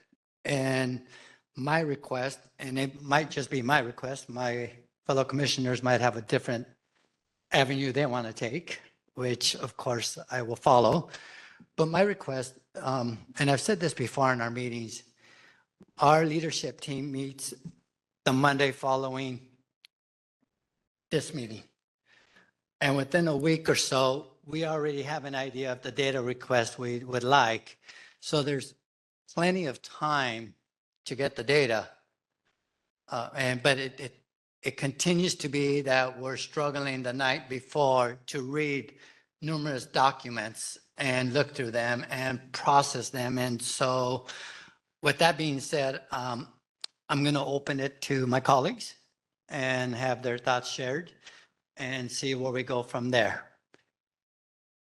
Commissioner Harris.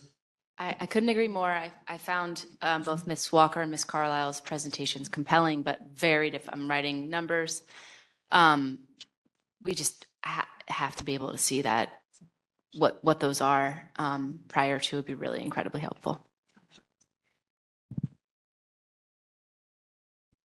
Commissioner Ship. I mean, it's hard because especially when you're trying to have this data and come back and present on it. Now we just scrunching through papers a day before, like that becomes a headache on us. Like I mean, I would want to know what is the issue with data, like, and then even like when we get the data, some data is there, some data is not. Some we ask for it the next month, and then we just push to the next month. Like I think that becomes a headache for everybody, the PFC staff and the commissioners as well. Like I'm hoping that we can move this forward and do better on the data side, but this has become a headache for all of us. It's also about members of the public. They need assistance or time to be able to digest the material, to look at the data, and the sooner in advance you provide it, the easier it is for us to assess it and be prepared for the meeting. So that is ideal. Commissioner Kakani. So this agenda item speaks specifically to use of force information, rates and causes of probation staff on workers' compensation claims, and the monthly snapshot data. We received this Probation Oversight Commission status report use of force review, and I think that we got the email, was it late last week? Despite the fact that the document is dated November 30th, 2024. So that's obviously wildly frustrating, and I'm not sure where things get held up. And then as it relates to the snapshot data, I know that we received it in December, and I think you shared that you received it in January or January. I'm not sure. We received December's in February, so I don't think we received anything in January. Okay. And so is the ask, sorry. No, I'm sorry. Is the ask, would we be supportive of a subpoena, or are we? Would we even consider it? It would be. I would absolutely I would absolutely support and ask for this data to be subpoenaed, because it seems like that's honestly the only way to consistently get it. It's unfortunate that, there isn't a data system that makes these things easy to share, easy to track, so that it's a simple, here you go. And maybe the subpoenaing of this information will also force probation to recognize, where its shortcomings are, what its needs are, and frankly, whether data management should be taken out of the probation department because this has been such a consistent issue. So anyway, all that to say that I would support and ask for the issuance of a subpoena so that we can consistently receive this data, for us to be able to review it, for the public to be able to review it, and to make space to meaningfully respond to it. Was there a motion, or should we give Ms. Epps a chance to? I don't know that there needs, I mean, if you want to respond, but I'm still making, I guess I am making, not I guess, I am making the motion to request the Office of the Inspector General to issue a subpoena for outstanding data from the Los Angeles County Probation Department about, it seems, use of force information and the monthly snapshot data feels most pressing. I'm not sure if now we're good with the rates and causes of probation staff on workers' compensation claims. I'm going to have to defer here to County Council to see how that we proceed. This is usually an expertise that Wendy has here. Did you want me to make a comment or you want me to wait? I don't Of know. course, you can make a comment, Ms. Epps. So there are things that have been late. I mean, we know that, right?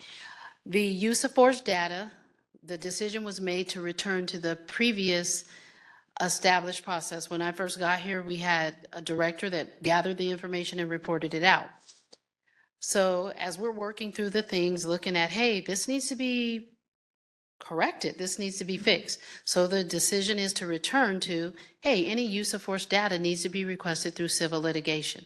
That response, that answer was pending. I notified, hey, going forward, here's the updated form. It was dated November. If you remember, it was at that meeting. So we were waiting, hey, can we give this form? I said, hey, I only have one. I will email it once we update it with the internal affairs information.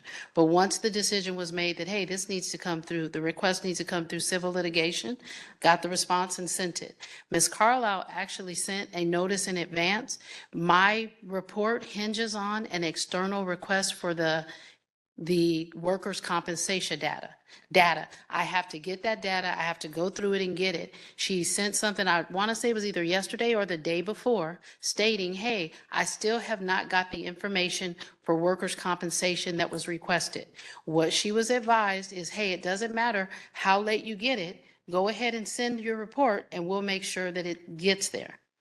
Ms. Walker's presentation today, well, we have a board memo that was to be submitted to the board.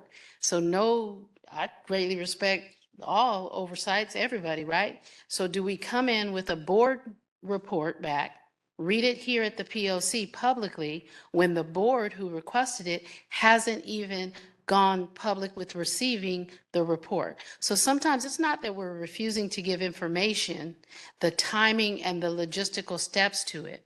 I will also say, I don't think that the management of probation data needs to be taken from probation.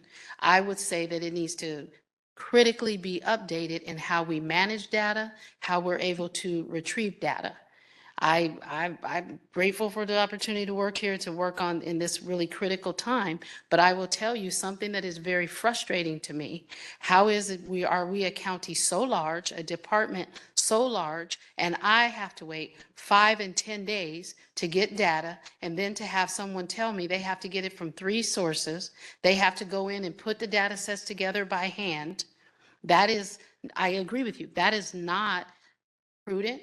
It doesn't benefit what we're trying to do, but that's the reality of where we are.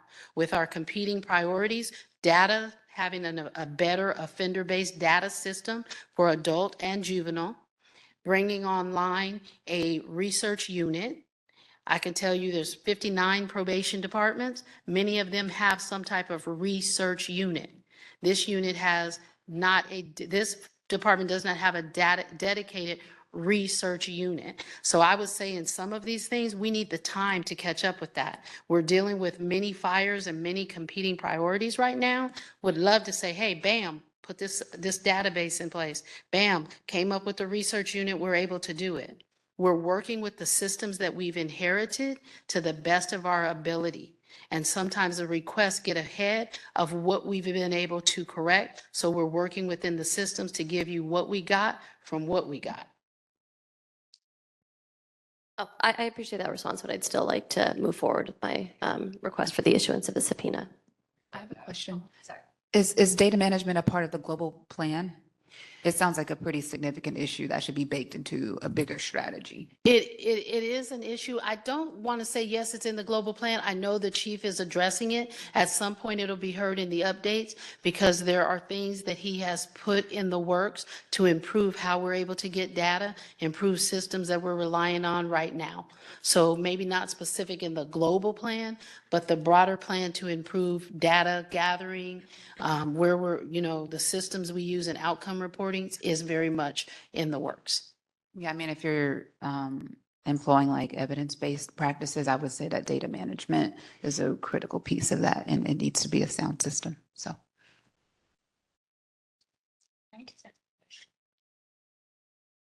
Thank you. I'm just wondering, since we're speaking about, these things that might be readily available, or if we need to file a motion or a subpoena, something so simple as an org chart, an organizational chart of leadership, with the chart of executives and contractors for a clear picture of yours and the chief's tiers and levels of who's in what position and what is going on.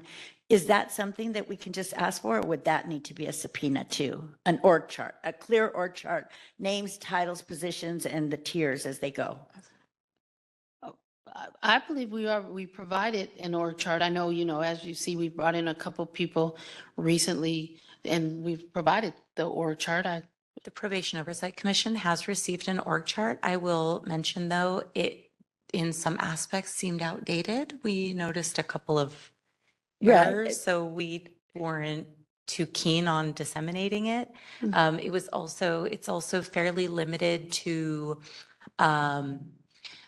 administrative function and DSB function,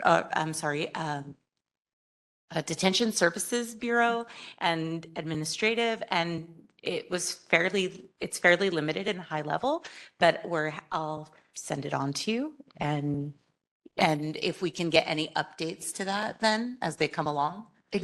From the executive level down, though, we don't know the structure of the organization, and it really helps us understand who's doing what. So what you'd like to have is the comprehensive org charts like detention services, juvenile field services, adult field services, executive Contractors as they tier. Contractors, are you guys working with, consultants could be sort of outside of the scope, but it's helpful to know if you guys are working with third parties as well. Thank you. Since we're talking about subpoenas, let's just subpoena it all out there. Okay, so we have 12 minutes for our meeting. Commissioner Terry? I'm in support of the subpoena, but I'm trying to understand, given the challenges you just laid out, and given that there's maybe not a clear focus on strengthening the data management at this time, then will we be in this position again, where we will always have to subpoena it because it's going to be too hard to kind of get it when we request it? I thank you for the question, Commissioner. What I'll say is we've looked at things like, for example, let's talk about use of force. You have Systems Accountability Bureau that tracks some information about use of force. You have our first team, the revamped first team. Then you have the facility, because in real time, we expedited looking at the videos. Hey, I cleared these 5 videos. The first team, hey, I went in, I got these videos that aren't cleared. Because there's, as we discussed at the last meeting, there's the barrier to the facility being able to make the change in PCMS, and perfectly good reason for it. So they have to reconcile. One thing I said, hey, you 3 people need to reconcile. That you need to know what they reviewed versus what system accountability doesn't have in the system, because they go to the system, versus what Mr. Imperial keeps. So no one's trying to hide anything. It's just now, now there's a system for them to, hey, you guys need to reconcile. So I would say there will continue to be barriers when it's new. But the things that we have been asked to get, it's like, hey, this needs to be better outcomes, because you don't want the data skewed. You want to give the best data. The recently went back to giving the snapshot. Hey, at the bottom of the snapshot, hey guys, the ethnicity tables are off. So last week I'm reading it. I'm like, hey, this is not how you do this. How come it's like this? Well, In our PCMS system, you're able to put in any ethnicity you want. There's not a drop down that you click and it's consistent. So now you get it and you got to clean it up. Just sent something to change the way we're doing it. Hey, you need to make sure that it's this, but also on a bigger request, our person that can work with PCMS to put a drop down in there and make the changes so that it's consistent and we don't have to shift through 83 things that different people might have put in there to identify 14 Black people because somebody put in there Jamaican. So we're working on it. So I can understand those challenges. What I don't understand is when they persist on the basic information we asked for. So I get it the first time if we ask for new information that we have not asked for, trying to figure that out. But the snapshot, the use of force, those items have been with us since I joined and before I joined the PLC. So that's where I struggle. The snapshot that should be on the 10th, not coming on the 10th, knowing that it's actually a request that we've asked to be ongoing. So that's where I struggle. But before we move forward, I'm going to ask if there's any public comment, written or live. Actually, I'm going to pivot. Before we move to public comment, I really would like to hear from our county council because unlike our executive director, I'm a psychologist by training. I am not an attorney by training. And so and OIG is not in the room with us today. And so I would really like to hear the opinion of our county council before we move forward and hear a public comment and do a vote. So I think what I can say in this forum is to remind the commission that pursuant to the Brown Act, that you can only take action on what is posted in the agenda. And so it is crucial to look at the requests that are in this item and understand that that is what the subpoena would be addressing. So that would be outstanding data related to the topics that are specified there. And so part of what you need to consider is whether you already have the information that is outstanding and listed in item 7. So I know we have attorneys on this other side. I do not understand the answer. I think I do. So if the data requests were satisfied by what we received from the probation department in alignment with both the IA data and the snapshot data, if those requests were fulfilled, then it sounds like it would not be appropriate at this time because there is not other outstanding data items tied here. But then it sounds like there could be something else agendized for a further meeting that would talk about future requests or other, go ahead, Commissioner, please. Well, what about matters not posted? Is that like too generalized? It has to be agendized, the org chart to want that. So the matters not posted section of the agenda is to raise issues, but then they would be posted on a future agenda for discussion and action, not on this one.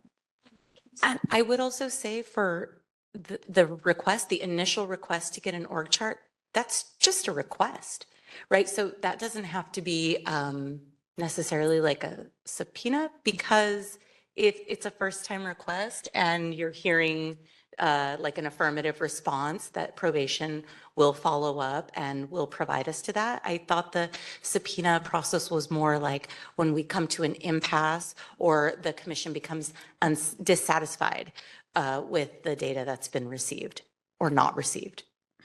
I feel like I understand that we would probably be officially requesting just an org chart without the subpoena, but perhaps Commissioner Kakani's proposal came from just like low faith in us getting the things that we need and wanting transparency and who, and who's in what position and maybe not getting it. But if Ms. Epps can provide that, Commissioner Kakani, we do want an official org chart. I think Commissioner Canales had.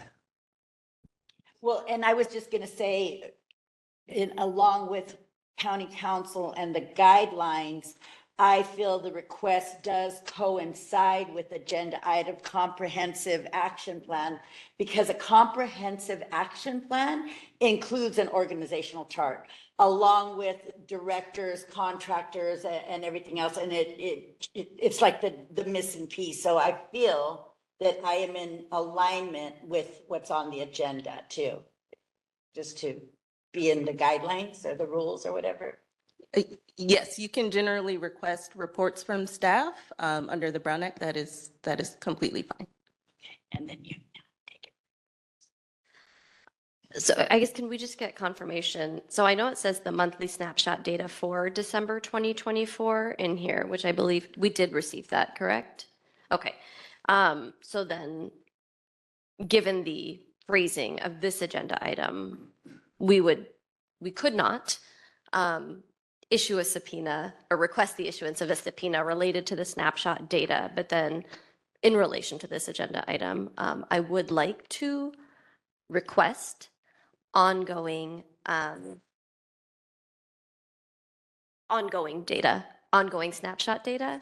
And I think Chief Deputy Epps shared that you would be able to provide that, or you hope to provide that for Yes, the next meeting, or? I would respectfully request from the commission if we can set, say, the first Friday of after the month, like January's data's not in, so do we want to say, hey, it's due the second Friday? That way, if there's a weekend or there's a holiday, it's not missed. It's just, hey, the second Friday of this month. and It's then- due for the Yes, month so prior. we can, yeah, because that may, I'm not saying that influences it, but that way we can get away from that. And also flowing back, take a look at anything, maybe make whatever standing, it's due at a certain point in time, and we can notify all the people that are to do that. Perfect. Okay, and then as it relates to use of force information, I know that we had requested, I guess this is a little complicated, right? Because I believe you said that the use of force information also connected to what the first team was holding. I don't know what the newly formed first replacement team is called, but I think that was a part of the data that we were, like, I don't know that that what has been provided here is completely in response to what was requested. And as you note here, it was provided previously. That's why it's, when the sentence in here around use of force states, moreover, information for cases beyond the 1-year POBAR timeline is not available. I can't remember the individual's name who presented on use of force things before, but she was able to provide what was beyond the POBAR timeline. So I guess there are things in here that don't feel complete. How many have been referred to IA feels like a number that should be able to be ascertained. How many cases does IA have? So I don't know what it means that probation has not obtained the number of cases referred to IA resulting from completed use of force reviews. So I don't really know how to proceed here, but it feels like there is some outstanding information. This is from November 30th, 2024. So if there is kind of like to me, it makes sense to subpoena the outstanding information unless you have that now, given that this was from November 30th. Commissioner, I do not, and what I did explain is, hey, I'm sending the updated memo, but this information that was requested regarding I think it's the IA referrals and any that have been over a year, I forget the exact language. Those going forward, all of requests for use of force data, including the internal affairs information, must go through our civil litigation. So it's just a matter of putting it through them, and then they'll. So you put it through civil litigation, or we put it through You civil? guys have to make the request through civil litigation, and it's my understanding in speaking with Ms. Julian about that request for going forward, that previously, under the previous chief, that was the exact process, so it just returns it to the same process. I guess I don't really know what to do with that information. Make the Like, request does that need to be done through a subpoena, or is that? Apparently it has to be done through Wendy. Civil litigation because the nature of the data, like That's correct. And it's not that it won't be provided, it just needs to go through civil litigation, so it's properly tracked, the request or when it's requested, but yes. Okay. I mean, I guess we can put this over for another month, and in the interim, I can check in with Wendy and then Yeah. see if it requires a subpoena or if it just requires if there's some other way to request something through civil litigation. Okay. So I guess I withdraw my motion then. for now, let's do public comment after Commissioner Harris. And just related, if there are things like Ms. Carlisle's presentation that can be provided in writing that do not have to go through civil litigation, 5 days before the meeting, it would be incredibly helpful for us to have those types of things on paper. Hey, Understood. so can we go to public comment now? Let's go to public comment. We don't have any written public comment on the item. If anybody here in person wants to make a public comment on this item, you can approach the podium. Folks on WebEx, now would be the time to use the raise your hand feature. And for our call-in users, please dial *3. Looks like nobody in the audience is making a comment. Do we have anyone online? We have one person. Oh, okay. Lupe, if you want to unmute yourself, and once you start talking, I will start the 2-minute timer.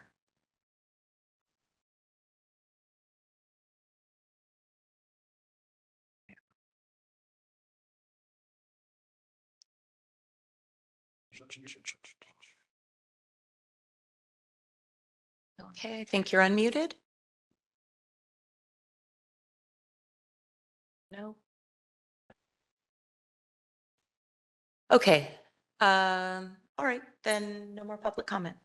So we're going to move to agenda item number 8.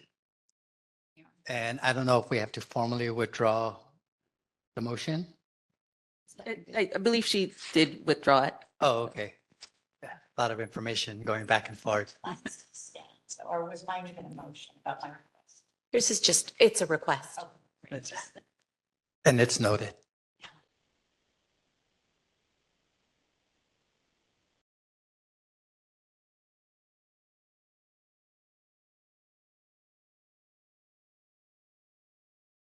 Announcing that the ad hoc committee on new charges has concluded its work, but will continue tracking the data. We will hear updates from our CBO relations and education ad hoc committees, then vote to possibly create a new ad hoc committee on probation policy. Commissioner Terry, you can begin. Okay, I'm going to keep this very brief, given the time, which is that we've been meeting with probation on a series of issues related to programming, strengthening relationships with CBO providers, related to clearances, engagement of youth, scheduling, culture. I'll just say that there has been some promising steps in terms of, just as a reminder, we did put forth a list of recommendations based on CBO feedback.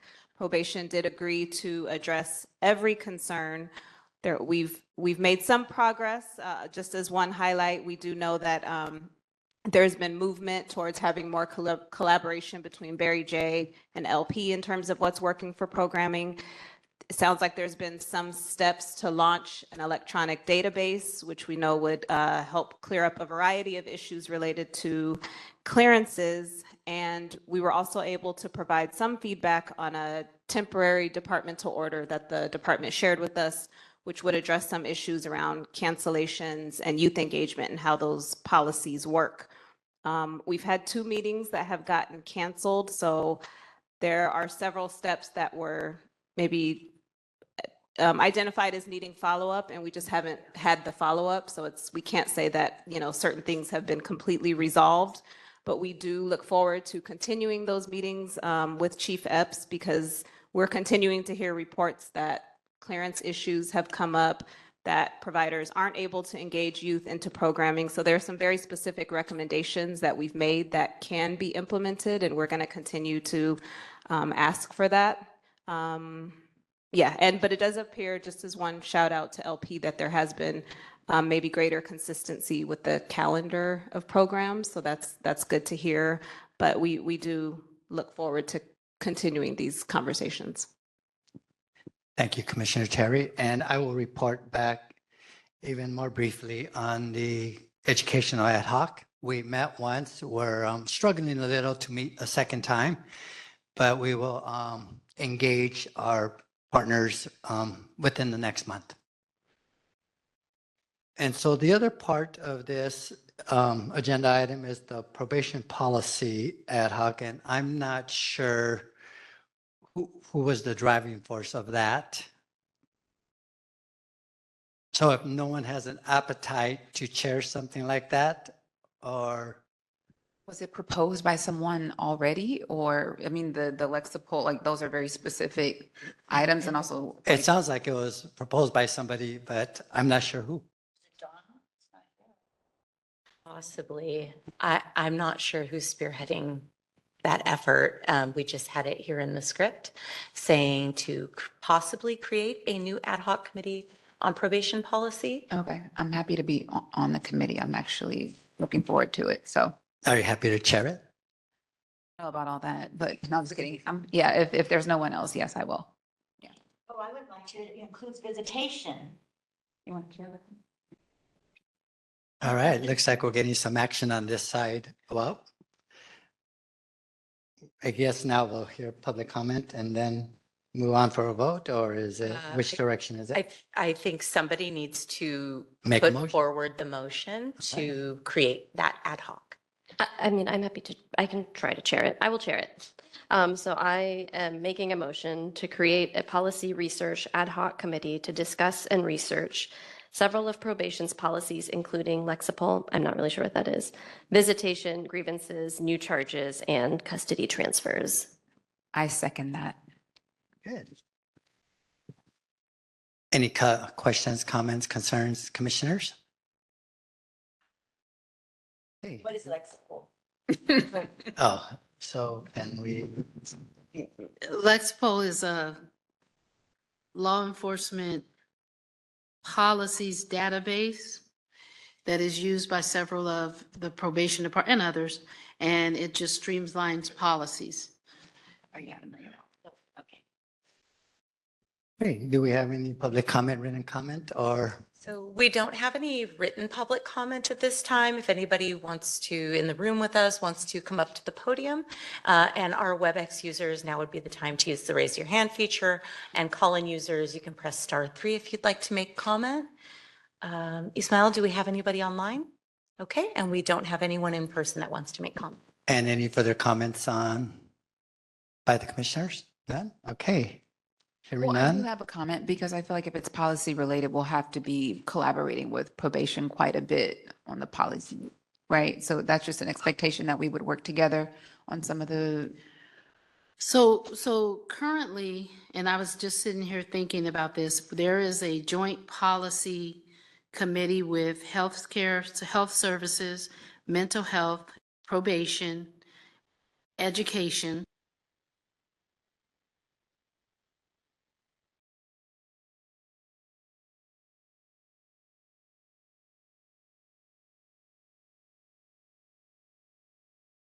Standalone directives that are being reviewed because they are outdated and being developed as policies. So the one thing that I would ask the commission is if we can be consistent on what the policy group is looking at, so that we're not pulling policies that we're not focusing on. We are prioritizing what is needed right now. Obviously visiting, obviously grievances, obviously those things impacted under our settlement and under BSCC. I'm very concerned that we not get sidetracked for people pulling topics of policies that take us off track to what are emerging imminent priorities. So that's the only ask I have, but yes, you'd work with us. I feel like the starting point would be to share a list of policies that you guys are reviewing and planning to revise. And I can get what's been done too, so that there's a list. That'd be great. Okay, Dr. Gongora, please call a vote, a roll vote.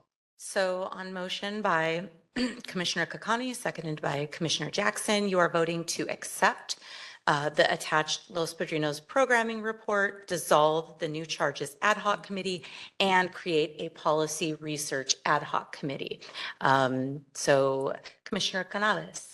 Yes. Yes. Commissioner Harris? Yes. Yeah. Commissioner Jackson? Yes. Okay. Commissioner Kakani? Yes. Commissioner Ship? Commissioner Terry? Yes. Okay, and Chair Mundo? Yes. Okay, the motion carries unanimously with Commissioner Meredith and Commissioner Prater being absent. Okay, we'll move on to agenda number 9, item number 9. We will discuss and take possible action on POC updates, including data on DCFS involvement and population statistics.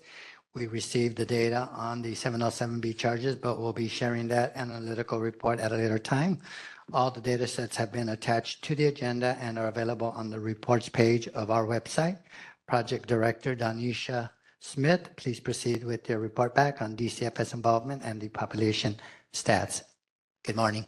Good afternoon, everyone. Thank you for the opportunity to speak briefly. Probation's leadership team shared a data set with the commission containing anonymized information about the youth detained at its facilities as of July 31st, 2024. And although that data set is a one-day snapshot, we believe it contains useful information to help us better understand the demographic makeup of youth detained at both the juvenile halls and camps. So our POC data and research team has taken that data set and developed a series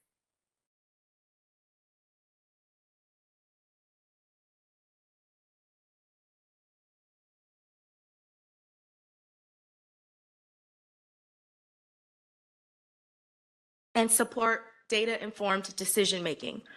Our first fact sheet, which is hyperlinked to our meeting agenda, under item 9, highlights the prevalence of youth with histories of child welfare involvement.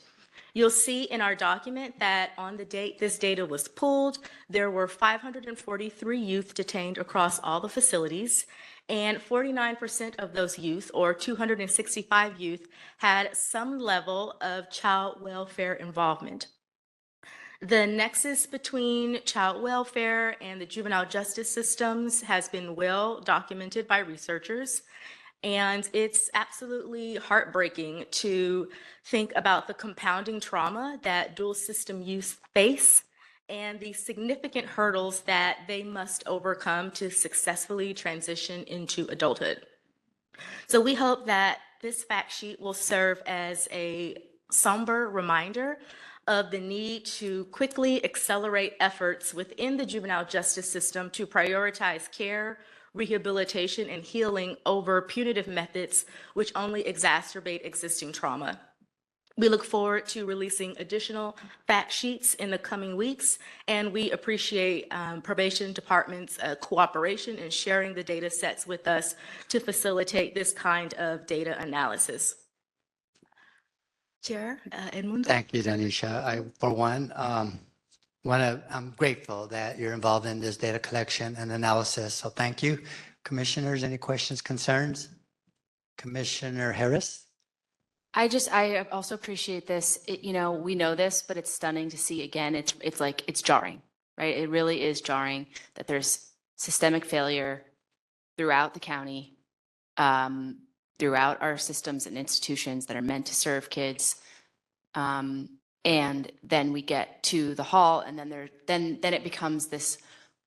We've dealt with a lot of rhetoric. Like there's a lot of rhetoric at these meetings. There was rhetoric that we talked about, or that was, part of the emergency motion for, an emergency order with the Board of Supervisors.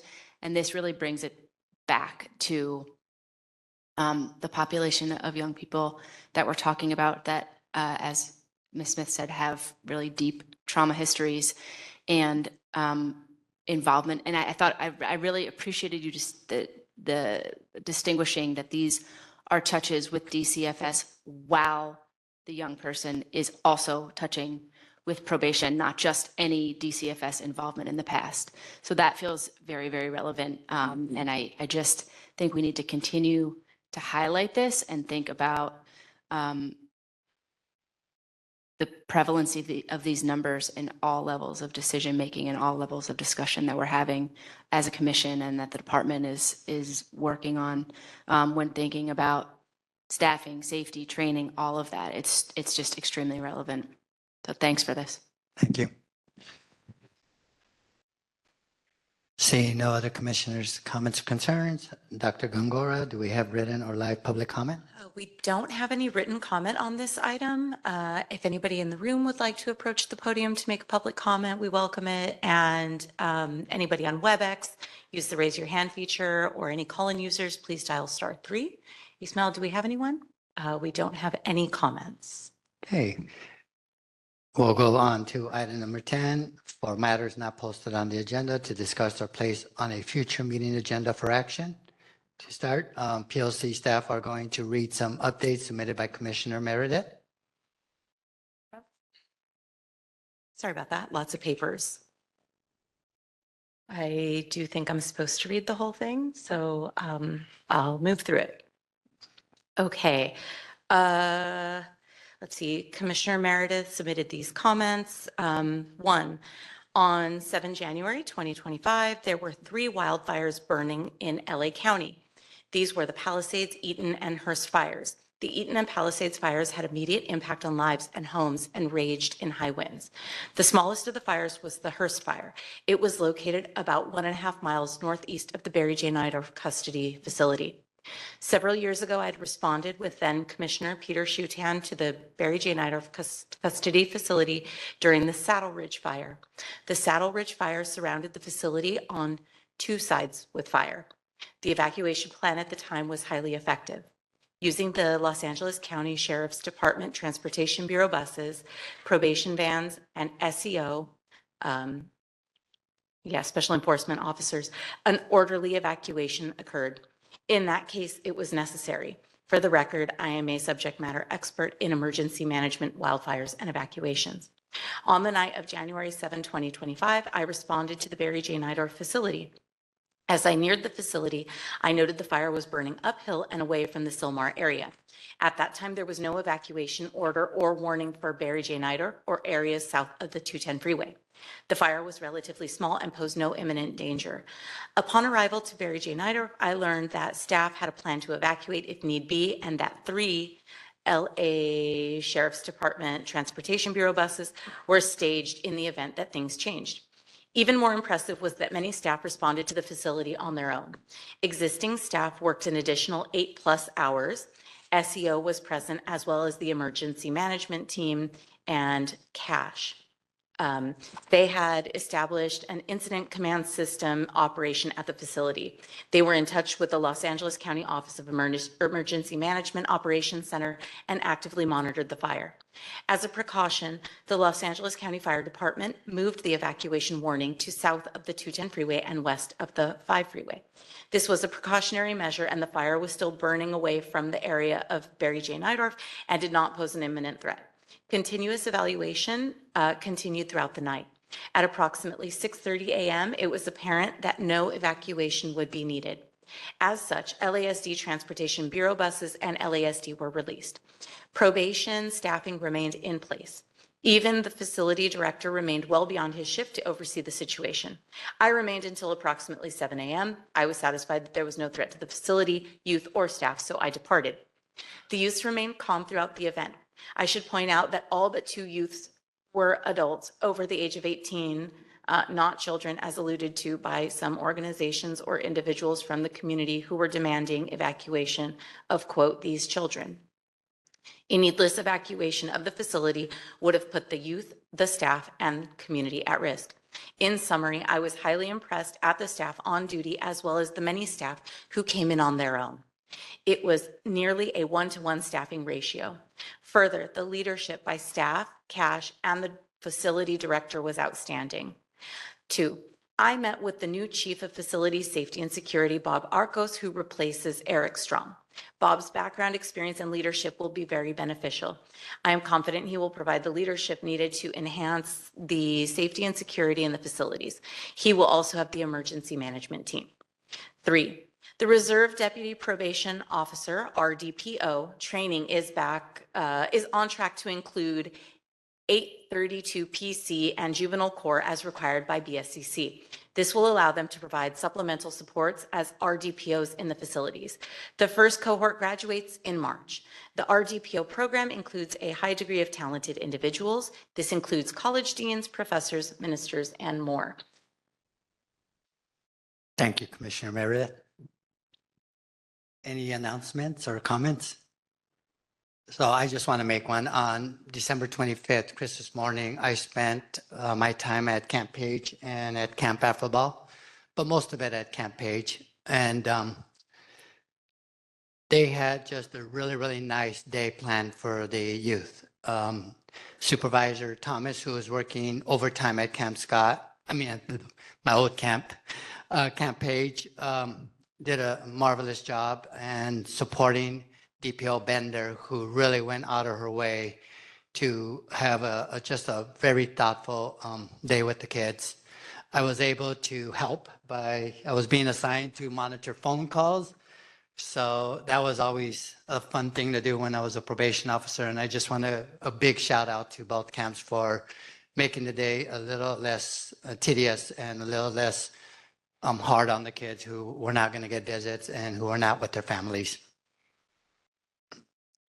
So with that, I guess I'm sorry, if we're still on agenda item, are we on 10? Yes. Okay, I do just want to add 2 potential matters that I'd like to be added to future agendas. One being, I want to specifically name the need to discuss both the LADS data and any sort of override policy that exists, just so there's some clarity around that. And second, I really do want to talk about immigration kind of consequences given this current political climate that we're in. And As it so relates to probation as it relates to and offices probation, and probation policy? correct. I know that the Sheriff's Department does have a specific section in their manual addressing interaction between ICE and limiting that interaction. So I'd like to know what training, what protocols, and whether there are any kind of specific mandates within probation's protocols related to immigration interaction with young people. I also want to name the fact that, given Welfare and Institutions Code Section 676, some cases are open to the public, and I have seen probation reports where immigration status is sometimes discussed, and the fact that those can be made public, given the nature of an offense that a young person is being charged with. So I would like to put for a future agenda item kind of how probation is thinking about this, if they're thinking about this, and what steps they're taking around that. With regards to intakes and LADs, would you be satisfied with because it's really a subject that everybody wants to talk about?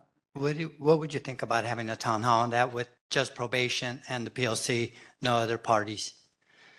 I think that's one step, but I do think there needs to be something public facing. We've talked about LADs a lot. I think the majority of the folks have no idea what LADs are.